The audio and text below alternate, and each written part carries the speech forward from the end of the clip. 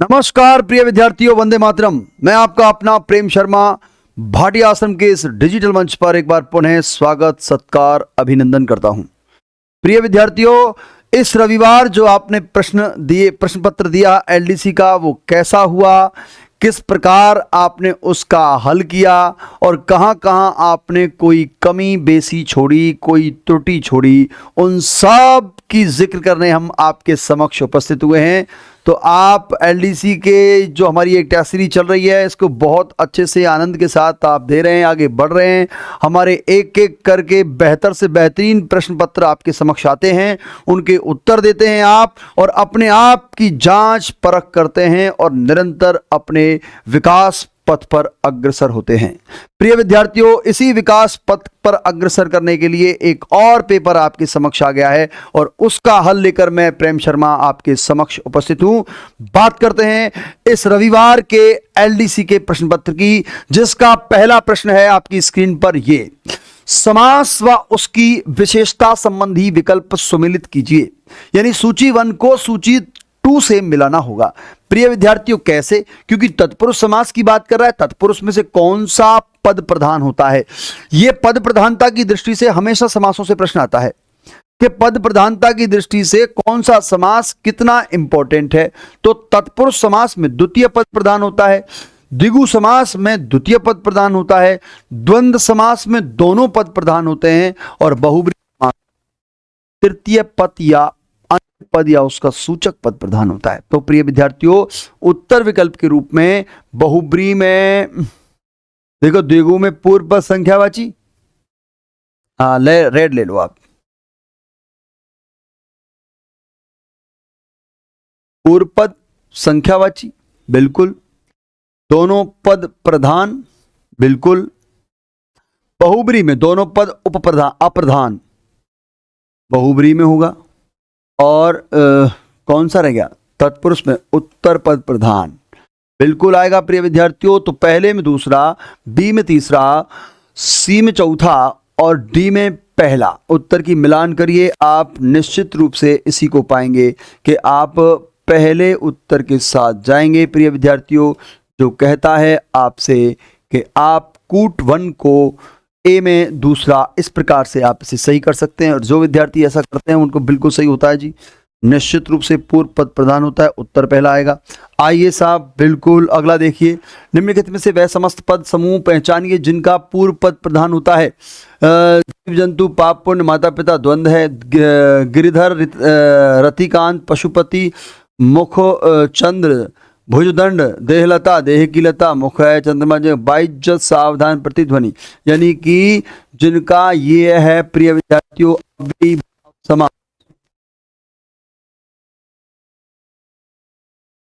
अव्ययी भाव समास वह पद जिसका वह प्रथम पद प्रधान होता है, प्रथम पद उपसर्ग मूलक होता है, प्रथम पद में अव्यय होता है यानी अपरिवर्तनीय होता है, और शब्द की पुनरावृत्ति होती है, बार बार शब्द आए तो समझ लेना अव्ययी भाव समास है। अव्यय, जिसमें से कुछ खर्च ना किया जा सके, जिसमें से कुछ बदला ना जा सके, जो अपरिवर्तित रहे, उसे हम क्या कह सकते हैं? अव्यय भाव कह सकते हैं। तो प्रिय विद्यार्थियों, निश्चित रूप से इसमें आपका बाइज्जत, सावधान और प्रतिध्वनि के रूप में होगा, क्योंकि बा धन इज्जत, इज्जत की धज्जियां उड़ेंगी, से धन अवधान, अवधान व्यवधान होगा, और प्रतिधन ध्वनि, ये सभी कैसे आएंगे? बिल्कुल आपका उत्तर विकल्प चौथा होगा प्रिय विद्यार्थियों, निश्चित रूप से प्रतिध्वनि बाइज्जत।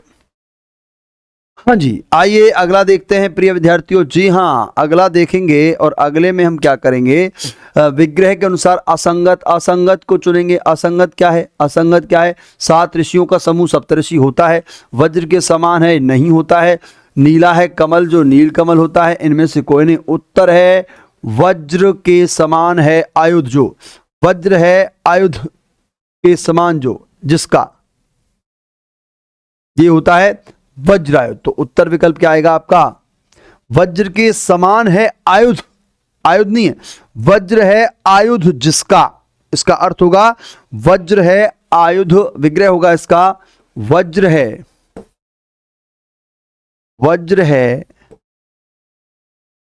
आयुध, आयुध कहते हैं हथियार को, आयुध शस्त्र जिसका, और वज्र किसके हाथ में है प्रिय विद्यार्थियों? इंद्रदेव के आधार में, हाथ में। इंद्रदेव वज्र का आयुध रखते हैं, वज्र का हथियार है उनका। ऋषि दाधीच की हड्डियों से बना था, लोक कल्याण के लिए, देवताओं की रक्षा के लिए हाँ, धर्म की रक्षा के लिए वज्र आयुध को बनाया गया था। तो ऋषि दाधीच ने अपनी हड्डियों का भी दान कर दिया था। समस्त पद व उदाहरण संबंधी अनुचित विकल्प दशक द्वंद्व समास, पंचामृत द्विगु समास, श्वेत कमल कर्मधारय, नरश्रेष्ठ तत्पुरुष। तो दशक में नहीं होगा, पंचामृत में होता है, दशक में कैसे हो जाएगा द्वंद्व? हाँ, दशक में नहीं होगा प्रिय विद्यार्थी, क्योंकि दशक तो द्विगु का उदाहरण है। दशक किसका उदाहरण है? द्विगु का उदाहरण है। और तो दशक में आप द्विगु समास कर देंगे, द्विगु समास, द्विगु समास। जी हाँ, उत्तर विकल्प पहला। पांचवा, निम्नलिखित में से भिन्न समस्त पद समूह है। गंगा जल, रसमग्न, रत्मग्न, पदमुक्त, नरबली, श्रद्धा, वृद्धाश्रम, सदाचार, महात्मा, काली मिर्च, कर्मवीर, प्रेम सागर, कर्म। ये प्रिय विद्यार्थियों कर्मधारय है। कर्मधारय में प्रथम पद उपमान, द्वितीय पद प्रथम पद, द्वितीय पद विशेष्य। तो विशेषण विशेष्य उपमान उपमेय का जहां बोध होगा वहां आपका कर्मधारय आएगा। शेष सभी में तत्पुरुष समास है। जो गंगा का जल, रस मग्न, रस में मग्न, रक्त दान, रक्त का दान, पद मुक्त, पद से मुक्त, नर बलि, नर की बलि, वृद्धाश्रम, वृद्धों का आश्रम, कर्मवीर, कर्म का कर्म में वीर, प्रेम सागर, प्रेम का सागर, पथ भ्रष्ट, पथ से भ्रष्ट। इस प्रकार से सभी में कर तत्पुरुष है। और तत्पुरुष में आप नाना प्रकार के तत्पुरुष हैं। उत्तर आएगा सी। कृत प्रत्यय के अनुसार भिन्न शब्द समूह। कृत यानी क्रिया से बनने वाला। खिलाड़ी, गायक, लुटेरा, लड़ाई, उछाल, अकड़न, चुनौती, चढ़ावा, सजावट, जीत, घाटा, थकान। तो इनमें से कौन सा ऐसा है जो कृत प्रत्यय है? कृत प्रिय विद्यार्थियों उस प्रत्यय को कहते हैं जो क्रिया के योग से बनता है, जिसमें आप क्रिया बना सकें, उसको हम कृत प्रत्यय कहते हैं। और कृत प्रत्यय में खिलाड़ी, क्या लुटेरा आपका आएगा, खिलाड़ी, गायक या लुटेरा। कृत प्रत्यय के अनुसार भिन्न शब्द समूह है, भिन्न है। कृत प्रत्यय भेद व उसके उदाहरण संबंधी विकल्प का मिलान कीजिए। कर्तृवाचक जो कर्ता का बोध कराए, प्रिय विद्यार्थियों इसमें तो लेखक आ जाएगा, कर्ता का बोध। कर्म का चटनी, कर्ण का बेलन, बेलन से भाव का चाहत, चाहत सी अशोक सुहागिसु, दय प्रभु मुद्र का में, हाँ, दय प्रभु मुद्र का देख विचारो। तो प्रिय विद्यार्थियों इसमें आपका ये उत्तर आ जाएगा। तो आप इसमें कर्म में, लेखक में, कर्तरी में ए में तीसरा, ए में तीसरा, बी में दूसरा, बी में दूसरा, सी में चौथा, सी में चौथा, और डी में पहला, डी में पहला, यानी उत्तर विकल्प आपका पहला ही आएगा निश्चित रूप से प्रिय विद्यार्थियों, क्योंकि ये कर्तृवाचक 5 प्रकार के होते हैं, जिसमें कर्तृवाचक कृत प्रत्यय 5 प्रकार के होते हैं। कर्तृवाचक, कर्मवाचक, कर्णवाचक, भाववाचक और क्रियावाचक। तद्धित प्रत्यय 6 प्रकार के होते, 7 प्रकार के होते हैं, जिसमें कर्तृवाचक तद्धित प्रत्यय, दूसरा भाववाचक तद्धित प्रत्यय, संबंधवाचक, गुणवाचक, ऊर्णता या लघुतावाचक, स्थानवाचक और स्त्रीवाचक। इस प्रकार से 7 प्रकार के होते हैं। आपके एक अपत्यवाचक भी होता है, लेकिन उसका भेद 7 ही करेंगे संख्या में। निम्नलिखित में से तद्धित प्रत्यय के अनुसार भिन्न शब्द समूह है। बुराई, पशुत्व।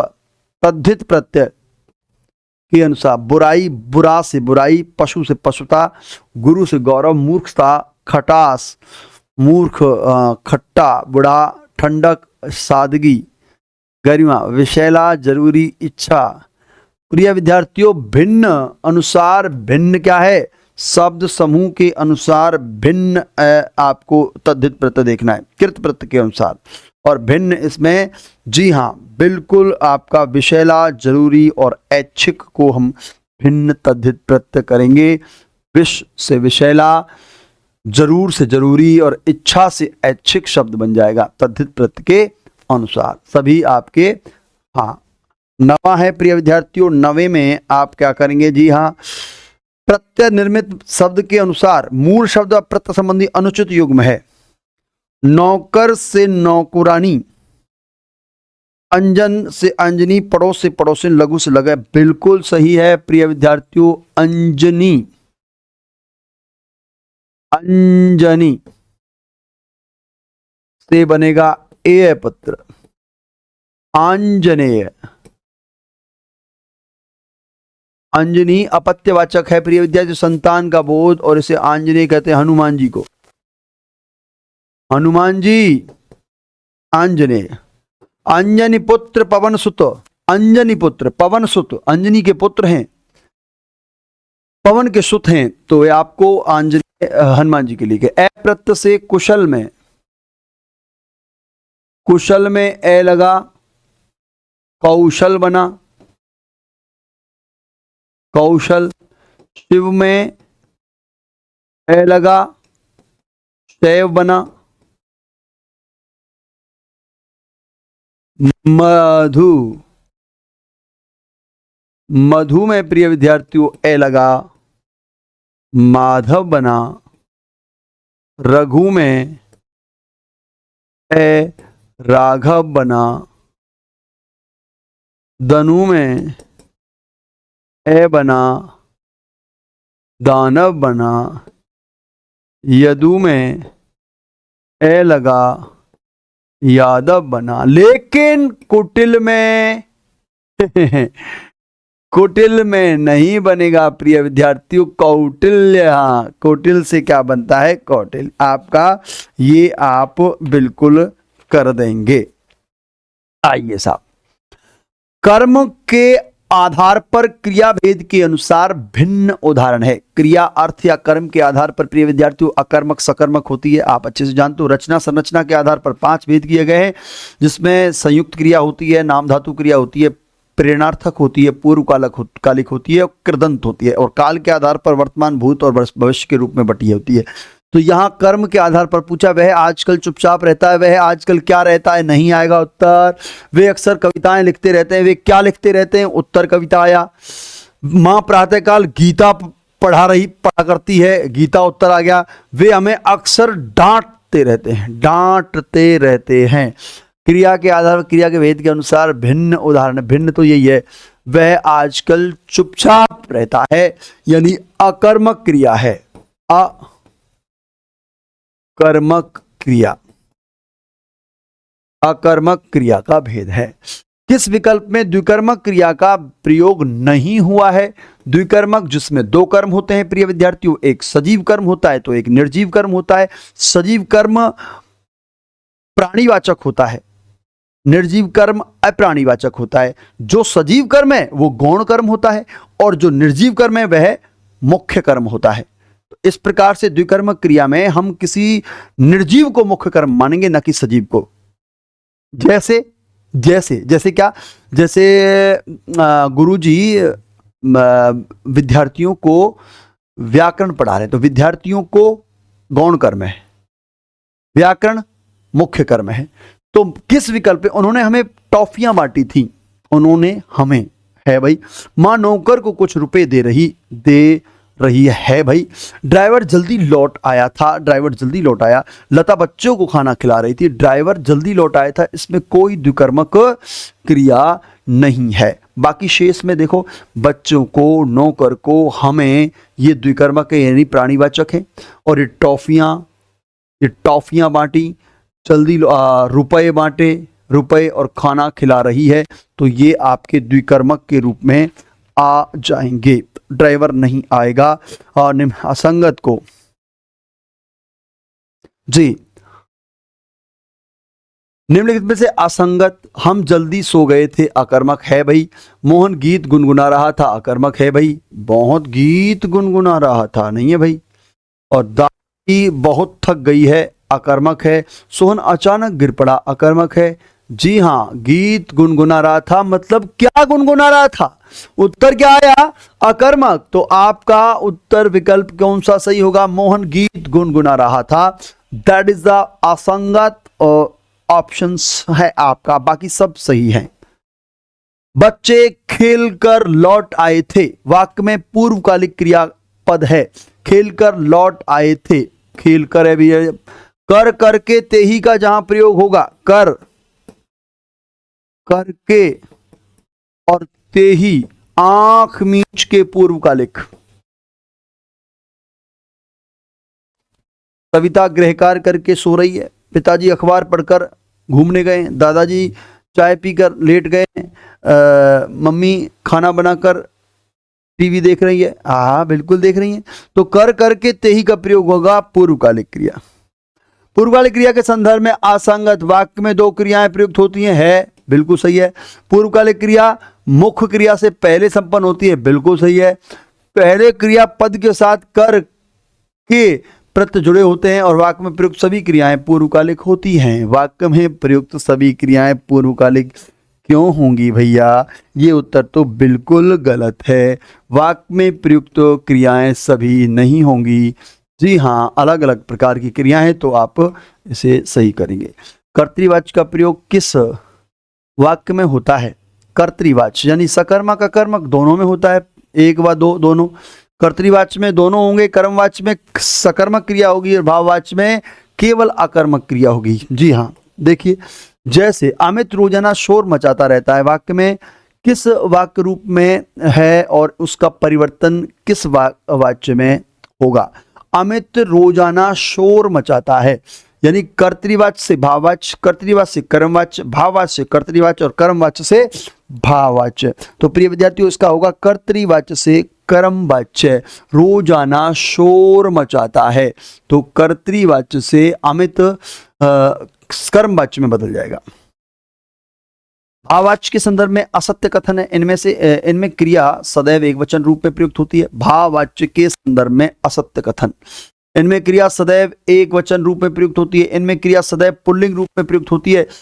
इसमें क्रिया सदैव अन्य पुरुष रूप में प्रयुक्त होती है। भाववाच्य वाले वाक्य कर्तृवाच्य व कर्मवाच्य दोनों में बदल सकते हैं। That is a wrong one. प्रिय विद्यार्थियों, भाववाच्य वाले दोनों में नहीं बदल सकते। जी हाँ, क्योंकि अकर्मक क्रिया होती है, भाववाच्य कर्म कैसे बदल देंगे? बिल्कुल नहीं बदले जाएंगे। तो केवल इसमें क्रिया सदैव अन्य पुरुष में रहेगी, किसमें? भाववाच्य में। ठीक है, सदैव पुल्लिंग रूप रहेगा और सदैव एक वचन रूप होगा। एक वचन पुल्लिंग और अन्य पुरुष भाववाच्य में होता है। एक वचन, अन्य पुरुष और पुल्लिंग, एक वचन सदैव सदैव रहेगा। प्रिय विद्यार्थी, ये तीनों बहुत इंपॉर्टेंट विशेषताएं इसकी विशेषता, बाकी आप इसमें नहीं बदल सकते। इस विकल्प में भाववाच्य का प्रयोग नहीं हुआ है, नहीं को अंडरलाइन करें। उनमें चुप नहीं रहा जाता, उनसे चुप नहीं रहा जाता, बिल्कुल जी हाँ, उनसे चुप नहीं रहा जाता। दादाजी से बैठा नहीं जाएगा। तुमसे तुम्हारा दुख नहीं देखा गया और उनसे स अब खड़ा नहीं हुआ जाता। तो प्रिय विद्यार्थी, मुझसे तुम्हारा दुख, मुझसे तुम्हारा दुख नहीं देखा गया। देखो, नहीं यहाँ भी है, नहीं यहाँ भी है, नहीं यहाँ भी है, यहीं भी यहाँ भी, लेकिन तुम्हारा दुख जो है ना, वो इसमें जी हाँ कर्मवाच्य का भाववाच्य का द्योतक नहीं है। दुख नहीं देखा गया, मुझसे तुम्हारा दुख, तो इसमें कर्म आ गया। उनसे खड़ा नहीं हुआ जाता, दादाजी से बैठा नहीं जाता। बैठना खड़ा होना अकर्मक क्रिया है। चुप नहीं रहा जाता, चुप रहना तो वो मतलब अकर्मक।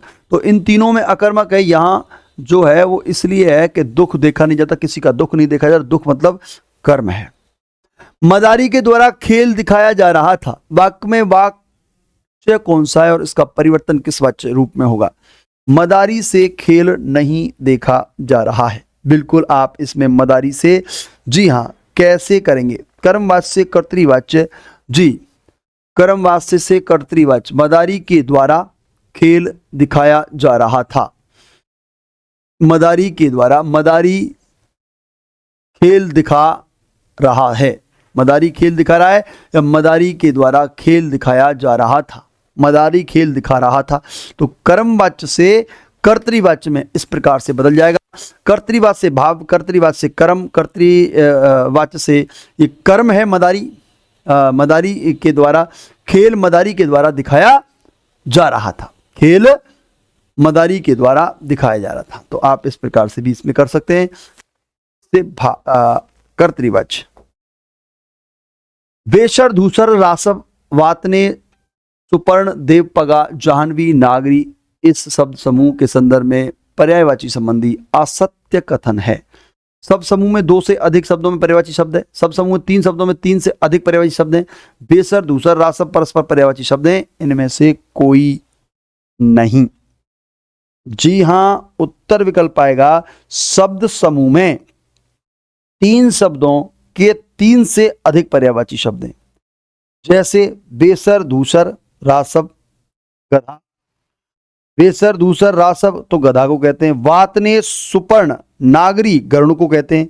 देवपगा जाह्नवी गंगा को कहते हैं। तो शब्द समूह में 3 शब्दों के 3 से अधिक पर्यायवाची शब्द हैं।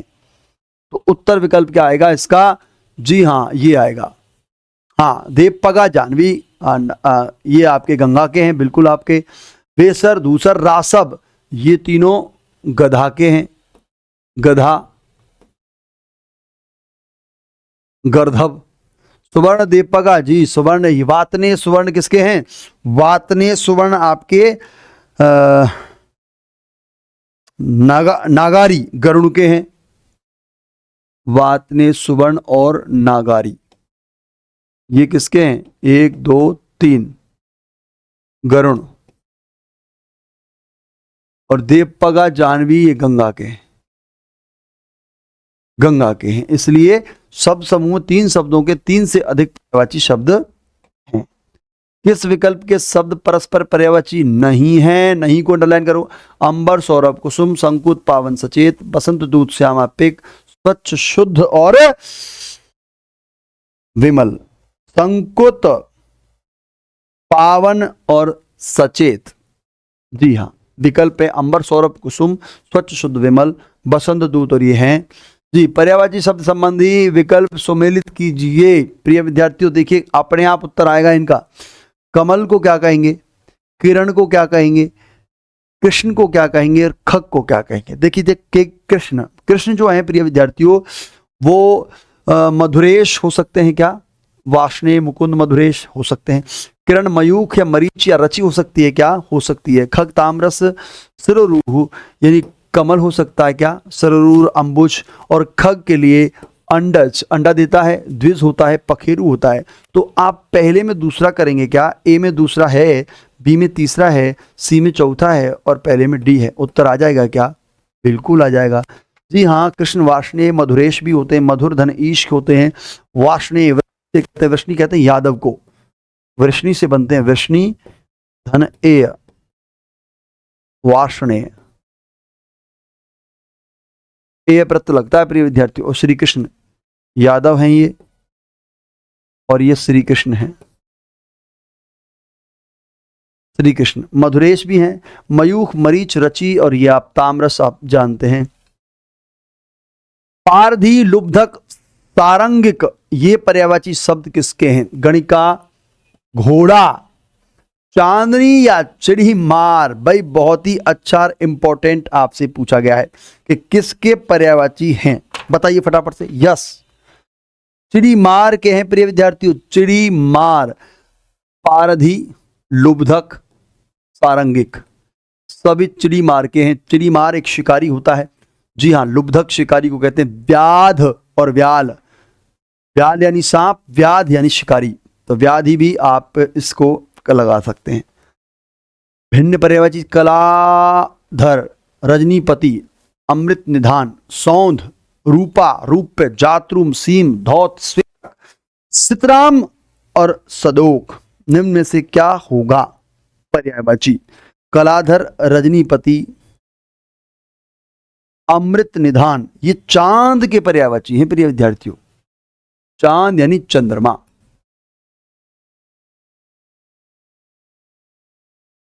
जिसे हम चांद कह सकते हैं, चांद नजर आ। कलाधर हैं, कला धरते हैं। अनुचित विलोमार्थी युग्म पहचाने। दाहक, शामक, तटस्थ, समीपस्थ, द्वैत, अद्वैत, तामसिक और सात्विक। कौन सा इनमें से भिन्न है? तटस्थ का होता है पक्षधर, ये नहीं होगा। पक्षधर, पक्षधर। तटस्थ जो तट पर स्थित हो, ना तो इधर ना इधर, या वह व्यक्ति तो बिल्कुल तटस्थ है, किनारे पर है, ना तो पानी से मतलब है ना थल से मतलब है। सच्चाई की बात करेगा तटस्थ व्यक्ति, मध्यस्थ व्यक्ति दोनों की मध्यस्थता करेगा, लेकिन इसका होगा पक्षधर, किसी पक्ष की तरफ रहता है, जो किसी पक्ष को लेता है उसको हम पक्षधर कहते हैं। तटस्थ और मध्यस्थ में दोनों में अंतर यही है प्रिय विद्यार्थियों, तटस्थ तो तट पर स्थित होगा और मध्यस्थ बीच का होगा जो आपकी मध्यस्थता करेगा। उत्तर विकल्प आपका सही है जी। अगला देखिए, तमिश्रा किस शब्द का विलोमार्थी शब्द है? अरे ज्योति, पूर्णिमा, ज्योत्सना, ज्योत्सना। जी हाँ, तमिश्रा ज्योति, तमिश्रा यानी अंधियारी, और आप कह सकते हैं ज्योत्सना उजियारी को कह सकते हैं, चांदनी को कह सकते हैं। निम्नलिखित में असुमेलित विकल्प युग्म चलिए, दुर्दिन, सुदिन, डकैत, टकैत, डकैत, तरल, गरल, निर्मल, निर्गम, आगम, 1 2 2 3 1 2 3 उपर्युक्त तो सभी। प्रिय विद्यार्थियों, टकैत का निर्धन होता है और तरल का ठोस, 2 व 3 निर्धन होता है और तरल का ठोस होता है, तो 2 व 3 उत्तर विकल्प आपका जी। निश्चित रूप से 28वीं में बी है, 28वीं में 2 उत्तर सही है। निम्नलिखित में से स उपसर्ग से किस शब्द का विलोमार्थी बनेगा? धर्म, सधर्म, निंदा, सनिंदा, निरर्थक, निरर्थक, दुबला, सह दुर्बल। जी हाँ, बिल्कुल नहीं बनेगा। तो नहीं बनेगा किसका? निरर्थक से नहीं बनेगा। जी हाँ, किस शब्द का विलोमार्थी बनेगा? हाँ, निरर्थक। निम्नलिखित में से स उपसर्ग से किस शब्द का विलोमार्थी बनेगा? धर्म, से धर्म, निंदा, से निंदा, नहीं, निरर्थक, सार्थक ये बनता है। दुबला नहीं बनेगा।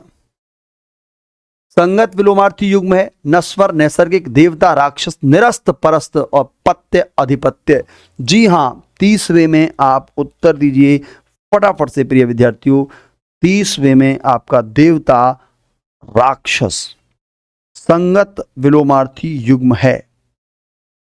हाँ, धर्म का अधर्म होता है, निंदा का स्तुति होता है, निरर्थक का सार्थक होता है, दुबला का मोटा होता है, और लेकिन हाँ जी, देवता का राक्षस होगा संगत विलोमार्थी। नस्वर का नैसर्गिक नहीं होता, निरस्त का परस्त नहीं होता है, पत्य का पत्य नहीं होता। अवशेष, पदक, सुराग में अनेकार्थी शब्द किसके हैं? चूल, छिन्न, जादू, चिन्ह किसके हैं भैया? चिन्ह के हैं। चिन्ह यानी निशान, चिन्ह यानी निशान। और अनेकार्थी शब्द समूह संबंधी भिन्न विकल्प है मुक्ति, मुक्ति बताइए फटाफट। मोहलत, कर मुक्ति, दायित्व, स्वेच्छा, अपवाद, 1 व 2 दोनों, बनावट, फरेब, जाली, अनुत्तरित प्रश्न, 1 व 2 छूट। जी बिल्कुल है। उत्तर क्या आएगा आपका? एग्जाम्पल इसमें आएगा जी, छूट जाएगा और इसका उत्तर होगा 4। बनावट, फरेब और जाली, जाल को कहते हैं। बनावट, फरेब और जाली, जाल को कहते हैं प्रिय विद्यार्थियों। ये तो जाल है। संबंधी विकल्प, भिन्न विकल्प, अनेकार्थी, हाँ अनेकार्थी संबंधी विकल्प सुमेलित कीजिए। चपत, घेरा, जीवन, जोहर। चपत, घेरा, जीवन, जोहर। जी हाँ, चौथे में 2, हाँ तीसरे में भी। जी हाँ, उत्तर आएगा चौथे में 2, ए में 2, ए में 2, बी में 3, बी में 3, सी में 1 जीवन जोहर और डी में 4। तो उत्तर आएगा चपत तो आघात, अपकार, हानि, घेरा, नेमी, परिधि, आहत, आहत, जीवन, अस्तित्व, अवधि और आत्मा, जोहर, रत्न, आब और सार। अस्तित्व, अवधि, आत्मा। इसमें उत्तर मेरे प्यारे विद्यार्थियों क्या आएगा आपका? जी हाँ, उत्तर इसमें 4 आएगा। निश्चित रूप से आप इसे 4 करेंगे। निम्नलिखित में से जब शब्द का अनेकार्थी रूप नहीं है कौन सा नहीं है भैया? आधार नहीं है, प्रहार सह और लक्ष्य है, लेकिन आधार नहीं है जब का।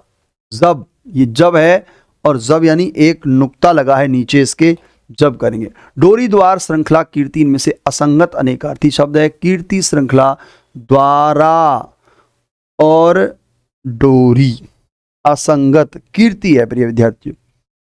हाँ जी, कीर्ति असंगत है। द्वार श्रृंखला जी, गट्टा कलाई, गट्ठा ढेर पशु, गट्ठर, गट्ठर होगा, गांठ नहीं होगी। गट्टा का तो कलाई होगा, लेकिन गट्ठा गट्ठर को कहेंगे। सारा किनारा, अर्थ वाला युग्म शब्द है सारा। है हे, कुल कूल, बताइए सारा और किनारा। सारा मतलब कुल और कूल यानी किनारा, यानी उत्तर के रूप में आपका आएगा कुल और कूल, यानी दूसरे विकल्प में आएगा। है यानी घोड़ा होता है, हे यानी घृणा होती है, खल यानी दुष्ट होता है, खलु दुष्ट होता है, खल, और गत यानी गति, बिल्कुल सही है आपका। कुल यानी सारा, कुल मिलाकर बात ये है, सारा कुछ मिलाकर ये है बात। और कूल होता है किनारा के, उसके कूल कूल किनारे किनारे आप जा रहे हैं। छगड़ी छकड़ी, गंवार तो गाय चलाते हैं, छकड़ी छकड़ी होती है भैया कौवा, हाँ बैलगाड़ी। तो बकरी और बैलगाड़ी के लिए जाएंगे इस पर। इसको देखो, गंवार तो बकरी चराएगा, गे से पकड़ो, गे से गंवार, कै से कौवा, कौवा बैलगाड़ी चलाएंगे, ठीक है, ऐसे पकड़ ले। छगड़ी बकरी और छकड़ी यानी आपकी बैलगाड़ी होगी जी, निश्चित रूप से आपकी बैलगाड़ी हो जाएगी, क्योंकि आप 38वें में कर रहे हैं। 38वें में बैलगाड़ी, बकरी और बैलगाड़ी।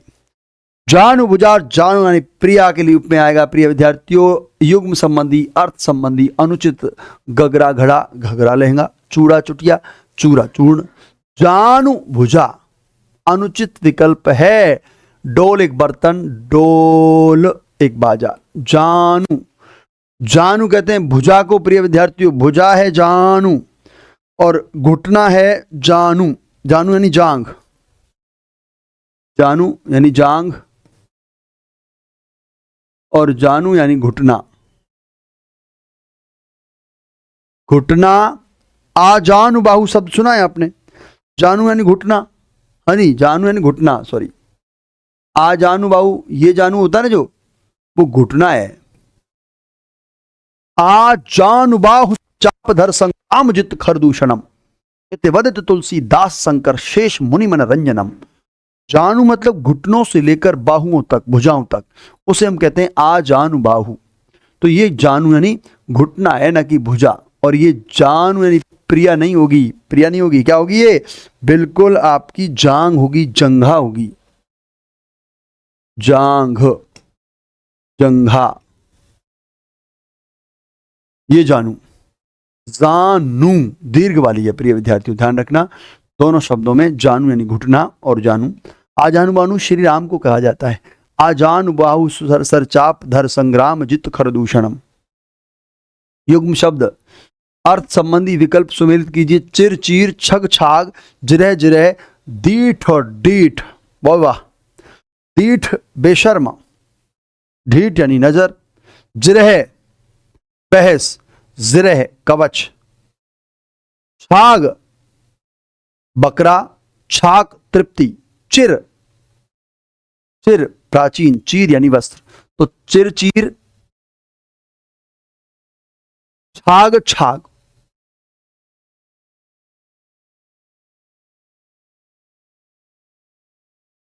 यही है क्या साहब? बिल्कुल, पहले में तीसरा, पहले में तीसरा यही है। दू बी में चौथा, बी में चौथा है, सी में दूसरा है, सी में दूसरा है, और डी में पहला है, डी में पहला है। तो उत्तर विकल्प क्या आएगा? निश्चित रूप से ऐसे प्रश्नों को आप अच्छे से सही कर लेते हैं प्रिय विद्यार्थियों, स्वयं भी इसे कर देते हैं। तो तीसरा चौथा दीठ आ जाएगा निश्चित रूप से। ऑफेंसिव का हिंदी अर्थ नहीं है, ऑफेंसिव का हिंदी अर्थ नहीं है। उत्तर क्या है? दोष, आक्रामक, अप्रियक और कटु। निम्न में से दोष नहीं होगा प्रिय विद्यार्थियों, दोष इज अ राइट आंसर। आक्रामक, अप्रियक और कटु ऑफेंसिव का हिंदी अर्थ, आप पारिभाषिक शब्दावली के लिए इस शब्द का प्रयोग कर सकते हैं आप। ऑफेंसिव पारिभाषिक शब्द व हिंदी अर्थ संबंधी अनुचित विकल्प है मेला प्रैक्टिस, अनाचार, ऑफिसलेंस, कार्यालय संबंधी जांच, फिजिकल वेरिफिकेशंस, प्रत्यक्ष सत्यापन और क्वाटेशंस, घाव।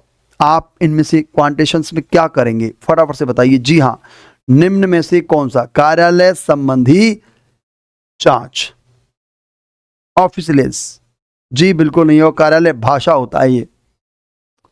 उत्तर क्या है? कार्यालय भाषा।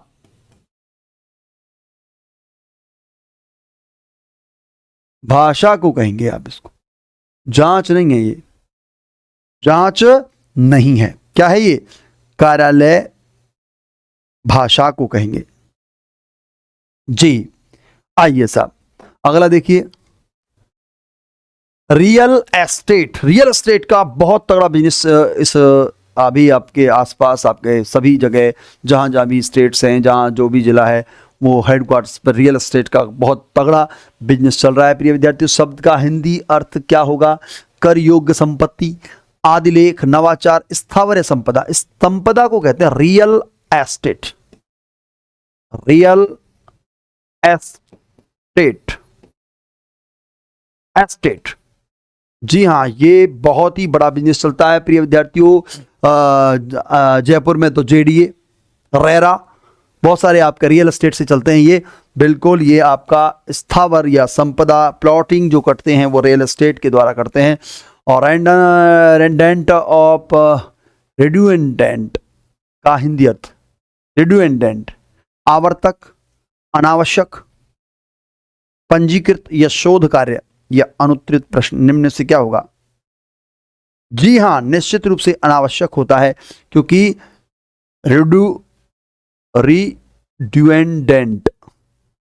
रिड्यूएंडेंट यानी अनावश्यक, डुएंडेंट, डुएंडेंट DUNDANT लगा दिया, अनावश्यक हो जाएगा। तो प्रिय विद्यार्थियों, पंजीकृत नहीं होगा, ये अनावश्यक होगा।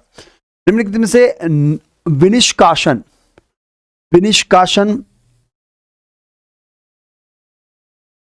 अर्थ वाला पारिभाषिक शब्दावली है। रिवॉर्टेड, रिडिसल, शेड्यूल और रिस्ट्रिक्शंस। रिस्ट्रिक्शंस हैं क्या? जी हां, विनिष्कासन, रिस्ट्रिक्शंस दिए गए हैं, और रिस्ट्रिक्शंस में आपका क्या आएगा? रिस्ट्रिक्शंस में आपका विनिष्कासन में आएगा, आपका शब्दावली का अर्थ होगा रिस्ट्रिक्शंस। निम्नलिखित में से अशुद्ध शब्द है आपातकाल, आजीविका, आह्लाद और आशीर्वाद। आजीविका, आपातकाल, आह्लाद। निम्न में से अशुद्ध शब्द को छांटिए।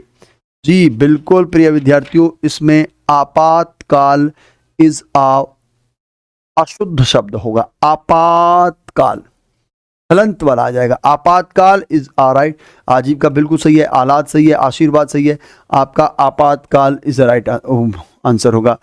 किस विकल्प में अशुद्ध शब्द समूह? अशुद्ध, अधोवस्त्र, अनधिकार, अनाथ, आकंठ, आईना, अरण्य, इंद्रिय, ईश्वर, इष्ट, आधीन। अशुद्ध शब्द समूह है आधीन, आड़त, उपलक्ष्य।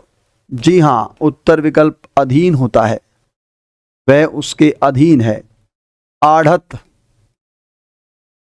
आढ़त चलती है, और उपलक्ष्य, लक्ष्य जिन पर सधे थे सधे रह गए। अकंठ, कंठ तक, आईना, दर्पण, और ये आपका आधीन, आढ़त और उपलक्ष्य। बिल्कुल सही शब्द का चयन आपने किया है, आधीन, आढ़त, उपलक्ष्य।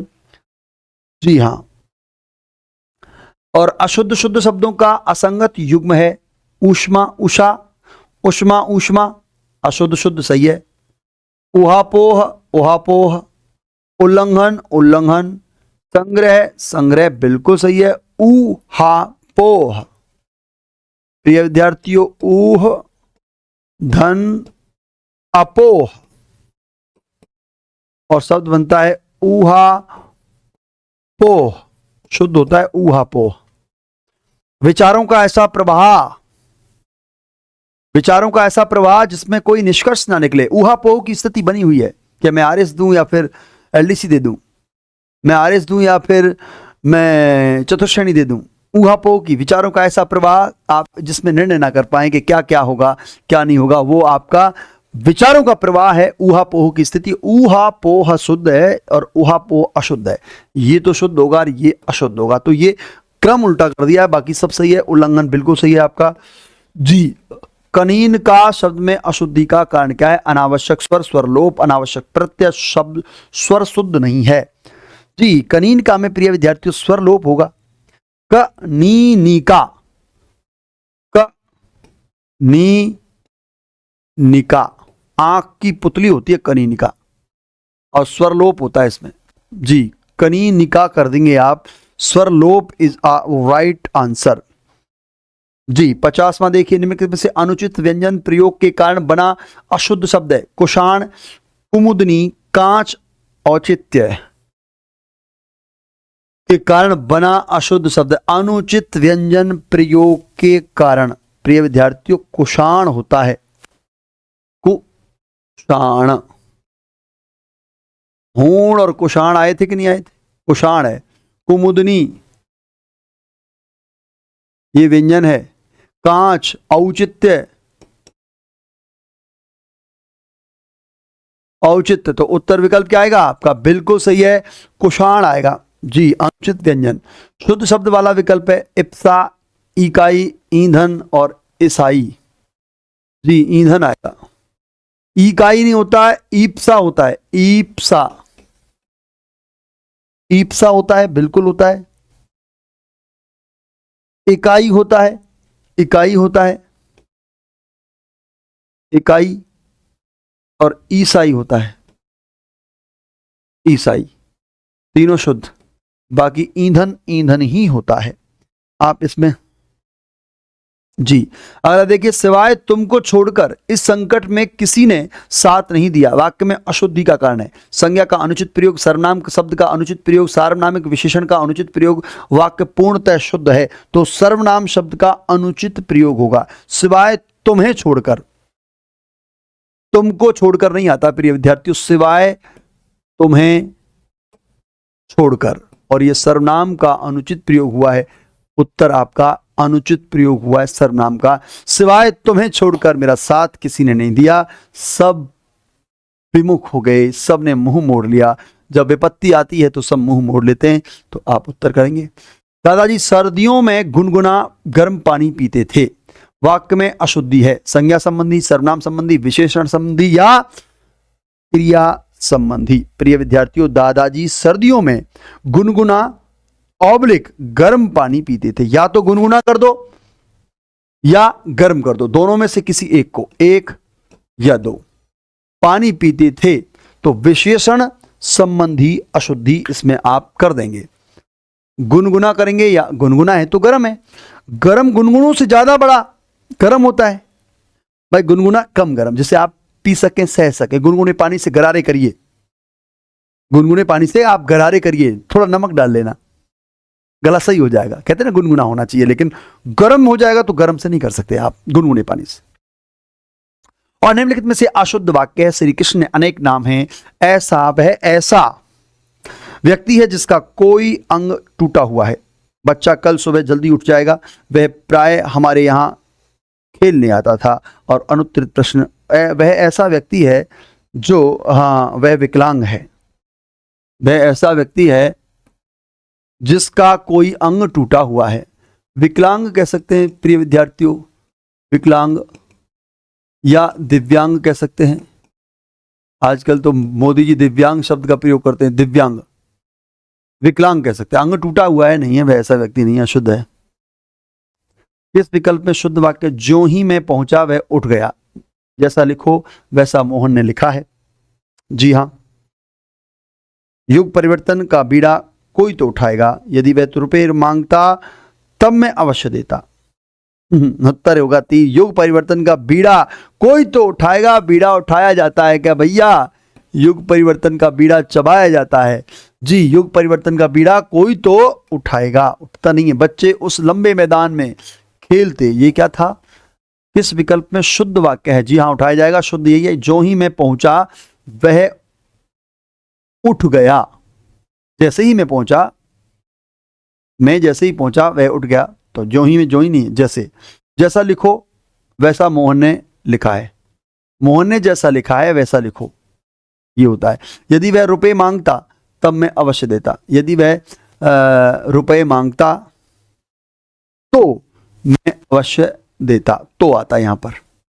तो प्रिय विद्यार्थी, युग परिवर्तन बीड़ा कोई तो उठाएगा, अगर इसको शुद्ध करते तो चबाएगा, जो बीड़ा चबाएगा, बीड़ा उठाया जाता है, तो कोई तो उठाएगा। बच्चे उस लंबे मैदान में खेलते रहते थे, वाक्य में अशुद्धि है, संज्ञा संबंधी, वर्त सर्वनाम संबंधी। बच्चे उस मैदान में खेलते रहते थे, तो प्रिय विद्यार्थियों इसका उत्तर जो होगा वो बिल्कुल बच्चे उस लंबे मैदान में खेलते रहते थे, विशेषण संबंधी है भाई। लंबे मैदान में, बच्चे उस लंबे मैदान में खेलते रहते थे। मैदान में खेलते, लंबा क्या होता है? वहां किसी की भी गज भर की छाती नहीं थी, तभी तो लुटेरों ने बैंक लूट लिया। वाक्य में प्रयुक्त मुहावरे का अर्थ होगा साहसी होना, युक्ति सफल होना, बुद्धिमान होना, बहुत अनुभवी होना। जी हां, उत्तर दीजिए फटाफट से। बहुत अनुभवी होना, साहसी होना। प्रिय विद्यार्थियों उत्तर क्या आएगा इसका? साहसी होना। लूट लिया भाई, साहस होता तो बैंक उसे लुटेरे पकड़ लेते ना उसको, कि लूटने आया तू इधर आ। संपूर्ण नष्ट कर देना अर्थ वाला मुहावरा है गोटी बैठाना, खेत हाथ रहना, काला नाग होना, घोट कर पी जाना। जी हां, संपूर्ण नष्ट हो जाना प्रिय विद्यार्थियों, घोट कर पी गया है तू भैया। मुहावरा व संबंधी अनुचित, अनुचित युग में 14वीं का चांद होना, बहुत सुंदर होना, चंद्रमा को कलंक करना, सुंदरता को हानि पहुंचाना, चलती गाड़ी में रोड़ा अटकाना, बनते काम में विघ्न डालना, और चार पाई ले से लगना, बीमारी से न उठ पाना।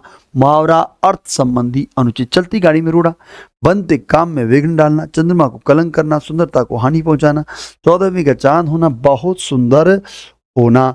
प्रिय विद्यार्थियों 14वीं का चांद हो या आफताब हो, जो भी हो खुदा की कसम लाजवाब हो। चंद्रमा को कलंक करना, सुंदरता को हानि पहुंचाना नहीं होता है भैया चंद्रमा को कलंक करना। जी हां, यही सही हो, गलत होगा बाकी सब सही है। अनुचित है चंद्रमा को कलंक करना, कलंकित करना, सुंदरता को हानि पहुंचा, हानि थोड़ी पहुंचा रहे हैं। चंद्रमा को कलंक करना यानी सुंदरता को दूषित करना, धूमिल करना, हानि नहीं पहुंचाते उसको, सुंदरता हानि नहीं पहुंचती, ध्यान रखना। जान के लाले पड़ना, मुहावरे का अर्थ मृत्यु के समीप होना, प्राणों की परवाह न करना, गंभीर परिणाम भुगतना। जान के लाले पड़ना, गंभीर संकट में पड़ना, ये आपका उत्तर निकल पाएगा, गंभीर संकट में पड़ना। जी हां, वो तो जान के लाले पड़ गए भाई साहब, वहां से निकलना भारी पड़ गया हमारा, जान के लाले पड़ रहे हैं, ऐसा तूफान आया, ऐसे संकट में गिर गए हम, तो वहां जान के लाले पड़ गए, यानी गंभीर संकट में पड़ना। काजी जी दुबले की जो क्यों, शहर के अंदेशे से, लोकोक्ति का अर्थ है काजी जी दुबले क्यों, शहर के अंदेशे से, यानी बुराई मिलने का डर सताना, अपनी चिंता में दुखी होना, दूसरों की चिंता में घुलना, और अपयश मिलने की चिंता सताना। दूसरों की चिंता में घुलना, दूसरों की चिंता में घुलना। काजी जी दुबले क्यों, शहर के अंदेशे से। दूसरी की चिंता कर रहे हो, काजी को काजी रहना चाहिए, क्या मतलब है दूसरी की चिंता करने से? यस, भरोसेमंद व्यक्ति जब बेईमान हो जाता है तो समाज यह कहते हुए खाली जगह उसकी बुराई करता है। क्या खाली जगह? काल के हाथ कमान, बूढ़ा बचे न जवान, काठ की आड़ी एक बार चढ़ती है, और कहीं की ईंट कहीं का रोड़ा, भानुमती ने कुनवा जोड़ा। कहीं की ईंट कहीं का रोड़ा, भानुमती ने कुनवा जोड़ा। कुतिया चारों से मिल जाए तो पहरा कौन दे, यानी भरोसेमंद व्यक्ति जब चोरों से मिल जाए, भाई ये देखो कुतिया चोरों से, चारों नहीं है चोरों, कुतिया चोरों से मिल जाए तो पहरा कौन देगा। तो भरोसेमंद व्यक्ति जब बेईमान हो जाता है, यानी कुतिया तो वफादार होते हैं भाई, वफादार होता है, और वफादार आदमी कहां मिल जाएगा? जी, चोरों से मिल गया, ठगों से मिल गया, तो फिर कौन? फिर कोई नहीं, भरोसेमंद ही गया तो फिर मामला फिनिश। यस, अगला देखिए, कानी के ब्याह में 100 गो जोखिम। लोकोक्ति का अर्थ है बिना साधनों के काम नहीं होता, संगत का फल अवश्य मिलता है। एक दोष होने पर लोगों द्वारा अनेक दोष निकाले जाते हैं और दोषी व्यक्ति पर दोष निकालने वाले अनेक लोग मिल जाते हैं। तो प्रिय विद्यार्थियों, एक दोष होने पर लोगों द्वारा अनेक दोष निकाले जाते हैं। कहानी के ब्याह में 100 जोखिम। अब कहानी है तो कहानी अरे ऐसे चलती है, ऐसे देखती है, फलान करती है, ढिमकी करती है ना, हो एक दोष है वो 100 दोष निकल जाते हैं। तो एक दोष में कितने निकल जाते हैं? कहानी के ब्याह में 100 जोखिम। 100 जोखिम मत लो। जहां व्यक्ति अपने सामर्थ्य से अधिक की सोच रखता है वहां अक्सर यह बात ही लागू होती है कि कोठी वाला रोए छप्पर वाला सोए। कौड़ी नहीं गांठ चले बाघ की सैर, और कौआ चला हंस की चाल, भूल गया अपनी ही चाल। जहां व्यक्ति अपने सामर्थ्य से अधिक की सोच रखता है वहां अक्सर यह बात लागू होती है कि कौड़ी, जी हां, कौड़ी नहीं गांठ चले बाघ की सैर। प्रिय विद्यार्थियों, गांठ में तो कौड़ी नहीं है, आपके पास तो 1 रुपया थैली नहीं है और चल रहे हैं क्या? बाघ की सैर, बाघ की सैर कर रहे हैं। बात क्या कर रहे हैं? बाघ की सैर की। खेल खिलाड़ी पैसा मदारी का लोकोक्ति का अर्थ है आलसी व्यक्ति किसी के लिए भला नहीं हो सकता होता। मूर्ख की मेहनत का फल दूसरे ले जाते हैं और दूसरों के भरोसे कार्य नहीं किया जा सकता, और मेहनत किसी की, लाभ किसी और का। खेल खिलाड़ी पैसा मदारी का। प्रिय विद्यार्थियों, खिलाड़ी तो खेल दिखा रहा है। खिलाड़ी क्या दिखा रहा है? खेल। और बटोर कौन रहा है पैसे? मदारी। जी हाँ, मेहनत किसी की, लाभ किसी और का होता है। मेहनत किसी की, लाभ किसी और का। खिलाड़ी खेल दिखाता है, कर्तव्य दिखाता है, और पैसे जो लेता है वो मदारी ले लेता है। ये आप खेल खिलाड़ी का, पैसा मदारी का। यदि विज्ञप्ति केवल कार्यालय के कर्मचारियों हेतु हो तो प्रकाशित किया जाता है समाचार पत्र में। सूचना पत्र पर कर्मचारियों की व्यक्तिगत पत्र द्वारा 2 व 3 दोनों सूचना पत्र पर होती है। प्रिय विद्यार्थियों, वो विज्ञप्ति केवल कार्यालय के कर्मचारियों हेतु हो, कार्यालय सूचना पत्र पर चस्पा कर दो, सूचना पत्र पर पढ़ लेंगे वो। उसको आप समाचार पत्र में प्रकाशित करने की आवश्यकता है, और कर्मचारियों को व्यक्तिगत रूप पत्र देने की आवश्यकता है।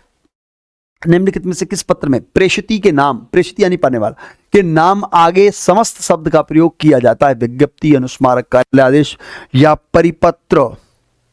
जी हां, विज्ञप्ति, अनुस्मारक, कार्यालय आदेश या परिपत्र। प्रिय विद्यार्थियों, हाँ, परिपत्र में इसका विवरण होगा कि किस पत्र में प्रेषिती के नाम के आगे समस्त शब्द का प्रयोग किया जाता है। ना तो विज्ञप्ति में होता है, ना अनुस्मारक में, कार्यालय आदेश में, परिपत्र में होता है। ये किस पत्र के अंत में स्वनिर्देश के रूप में हितैषी, शुभचिंतक जैसे शब्द का प्रयोग किया जाए? सामान्य कार्यालय पत्र, अर्ध सरकारी पत्र, अनुस्मारक और कार्यालय आदेश। प्रिय विद्यार्थियों, अर्ध सरकारी में होगा, ये कार्यालय आदेश में क्यों होगा?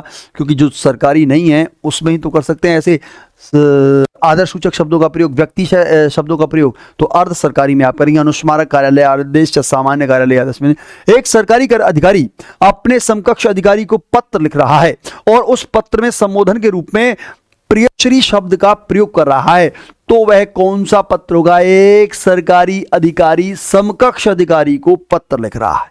सामान्य कार्यालय पत्र, अर्ध सरकारी पत्र, अनुस्मारक पत्र या कार्यालय आदेश, निम्न में से कौन सा होगा? एक समकक्ष अधिकारी को। प्रिय विद्यार्थियों, ये भी तो क्या होगा?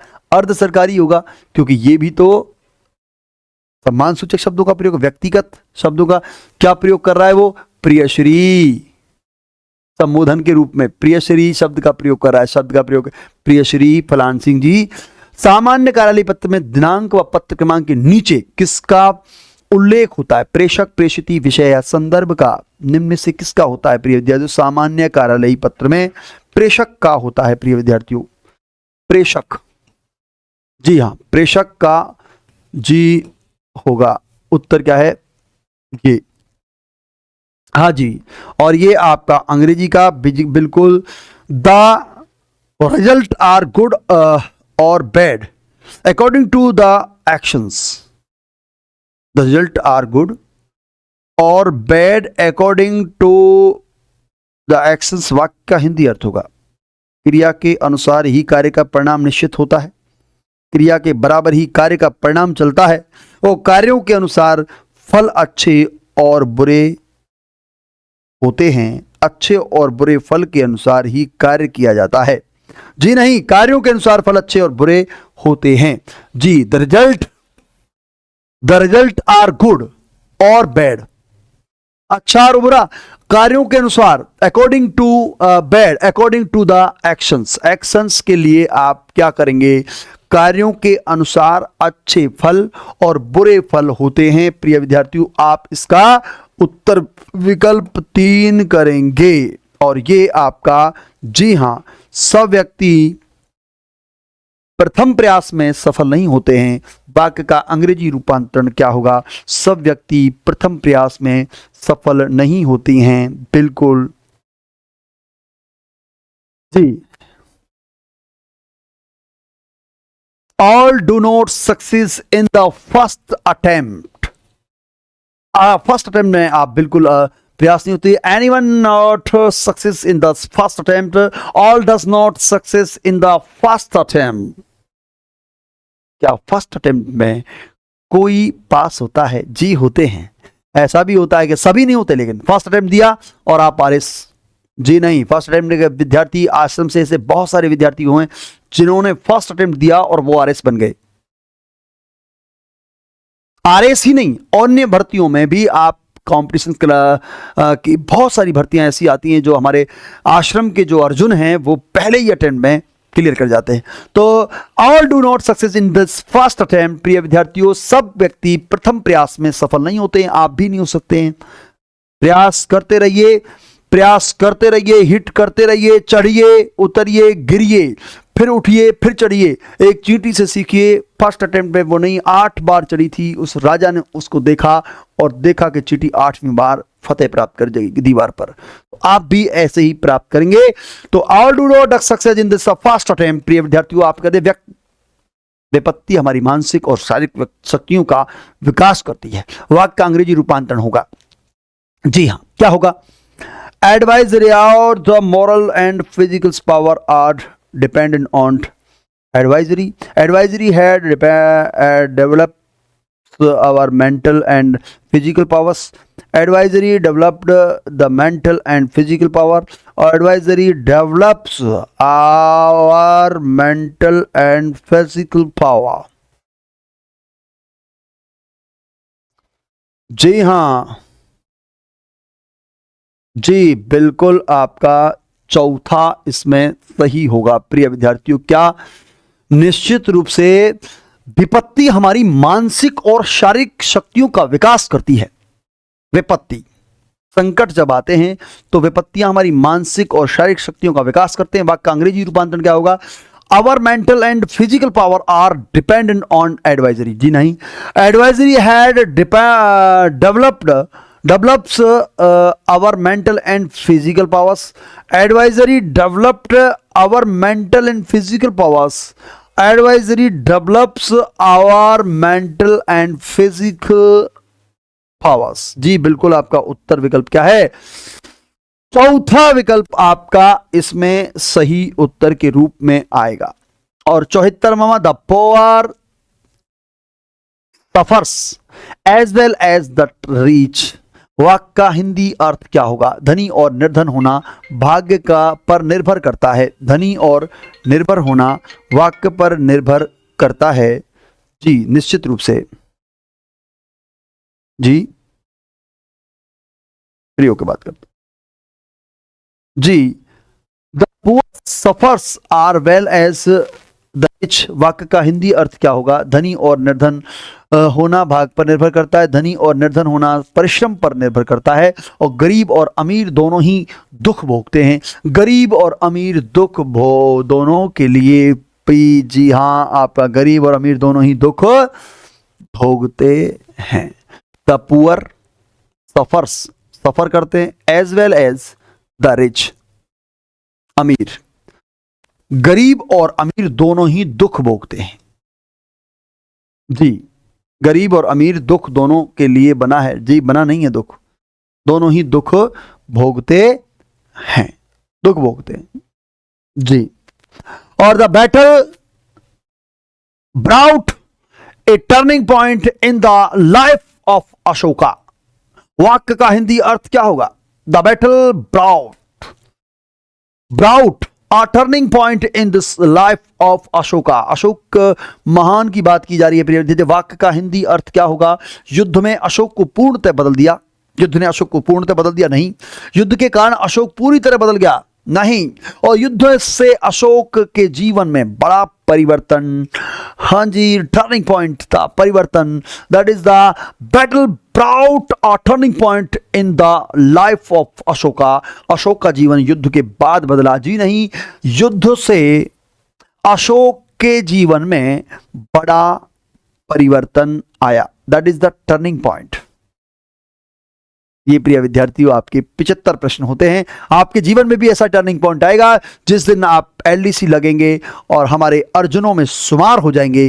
तो प्रिय विद्यार्थियों, कैसा रहा आज का ये आपका प्रश्न पत्र एलडीसी का? अगले प्रश्न पत्र के साथ मैं प्रेम शर्मा आपसे पुनः मिलूंगा। तब तक के लिए मुझे दीजिए इजाजत और आप पढ़ते रहिए प्रिय विद्यार्थियों। भाटी आश्रम के साथ लगे रहिए, जोरदार हिट के साथ आप संकल्प के साथ आगे बढ़ते रहिए।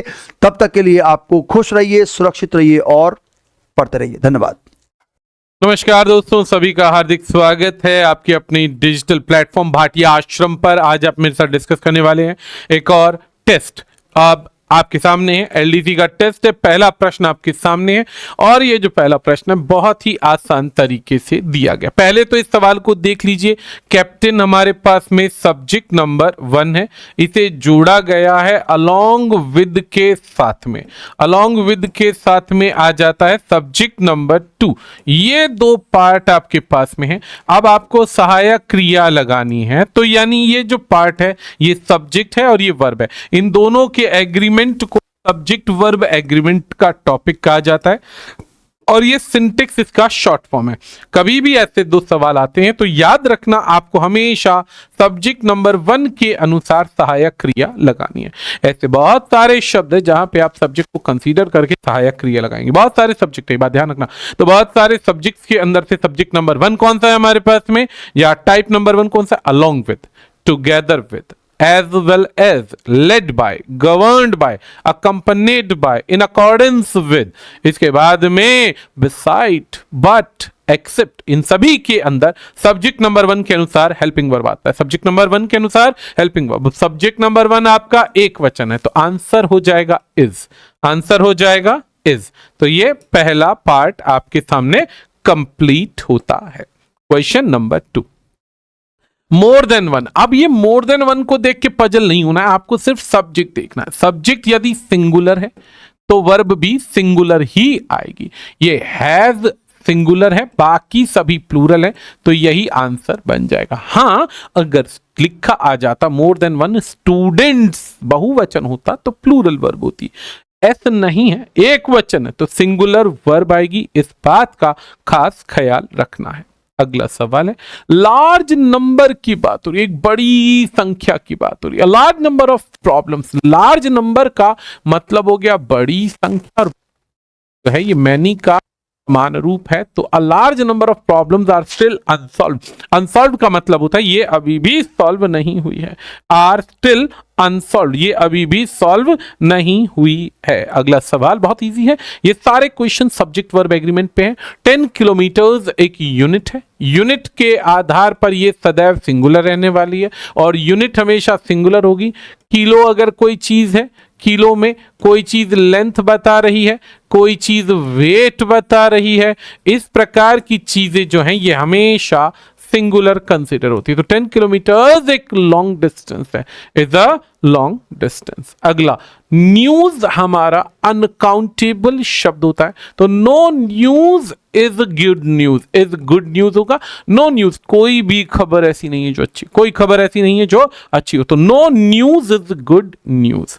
अगला सवाल आता है, वन ऑफ द बॉयज। अभी सवाल बहुत अच्छा। वन ऑफ द बॉयज, काफी सारे लड़कों में से एक। अब काफी सारे लड़कों में से एक, तो ये हु की आ रहा है, ये बॉयज को समझा रहा है, संज्ञा को समझा रहा है। संज्ञा यहां बहुवचन है तो पहला उत्तर प्लूरल होना चाहिए, यानी आर वाला ऑप्शन हो सकता है, इज वाला नहीं हो सकता। One of the boys who is नहीं are selected for the team. बहुत सारे लड़के सेलेक्ट हुए, उनमें से एक क्या है, एब्सेंट है। यानी काफी सारे लड़कों को जिनको सेलेक्ट किया टीम के लिए, उनमें से एक लड़का एब्सेंट है। एक लड़का क्या है, एब्सेंट है। तो अब एक लड़का एब्सेंट है तो ये सब्जेक्ट हो गया। इसको ऐसे समझते हैं, पहले आ गया ये हमारे पास सब्जेक्ट, सब्जेक्ट की अतिरिक्त जानकारी जिसे हम लोग कहते हैं attributive.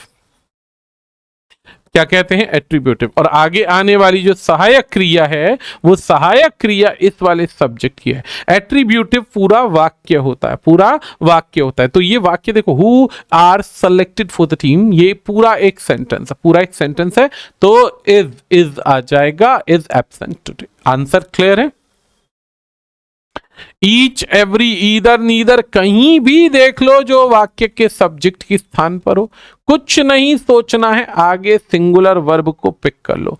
Each of the players, जितने भी प्लेयर थे उनको बुलाया गया और उन्हें दिया गया एक मेडल और एक सर्टिफिकेट। अब सपोज करो 10 प्लेयर्स थे तो प्रत्येक एक विद्यार्थी को बुलाया गया, प्लेयर को बुलाया गया, एक मेडल दिया गया और एक सर्टिफिकेट दिया गया। अगला सवाल है, committee dash unable to agree. अब पहली बात क्या है, कमिटी क्या है, एक समूह है। समूह क्या है, कलेक्टिव नाउन है। समूह क्या है, कलेक्टिव नाउन है।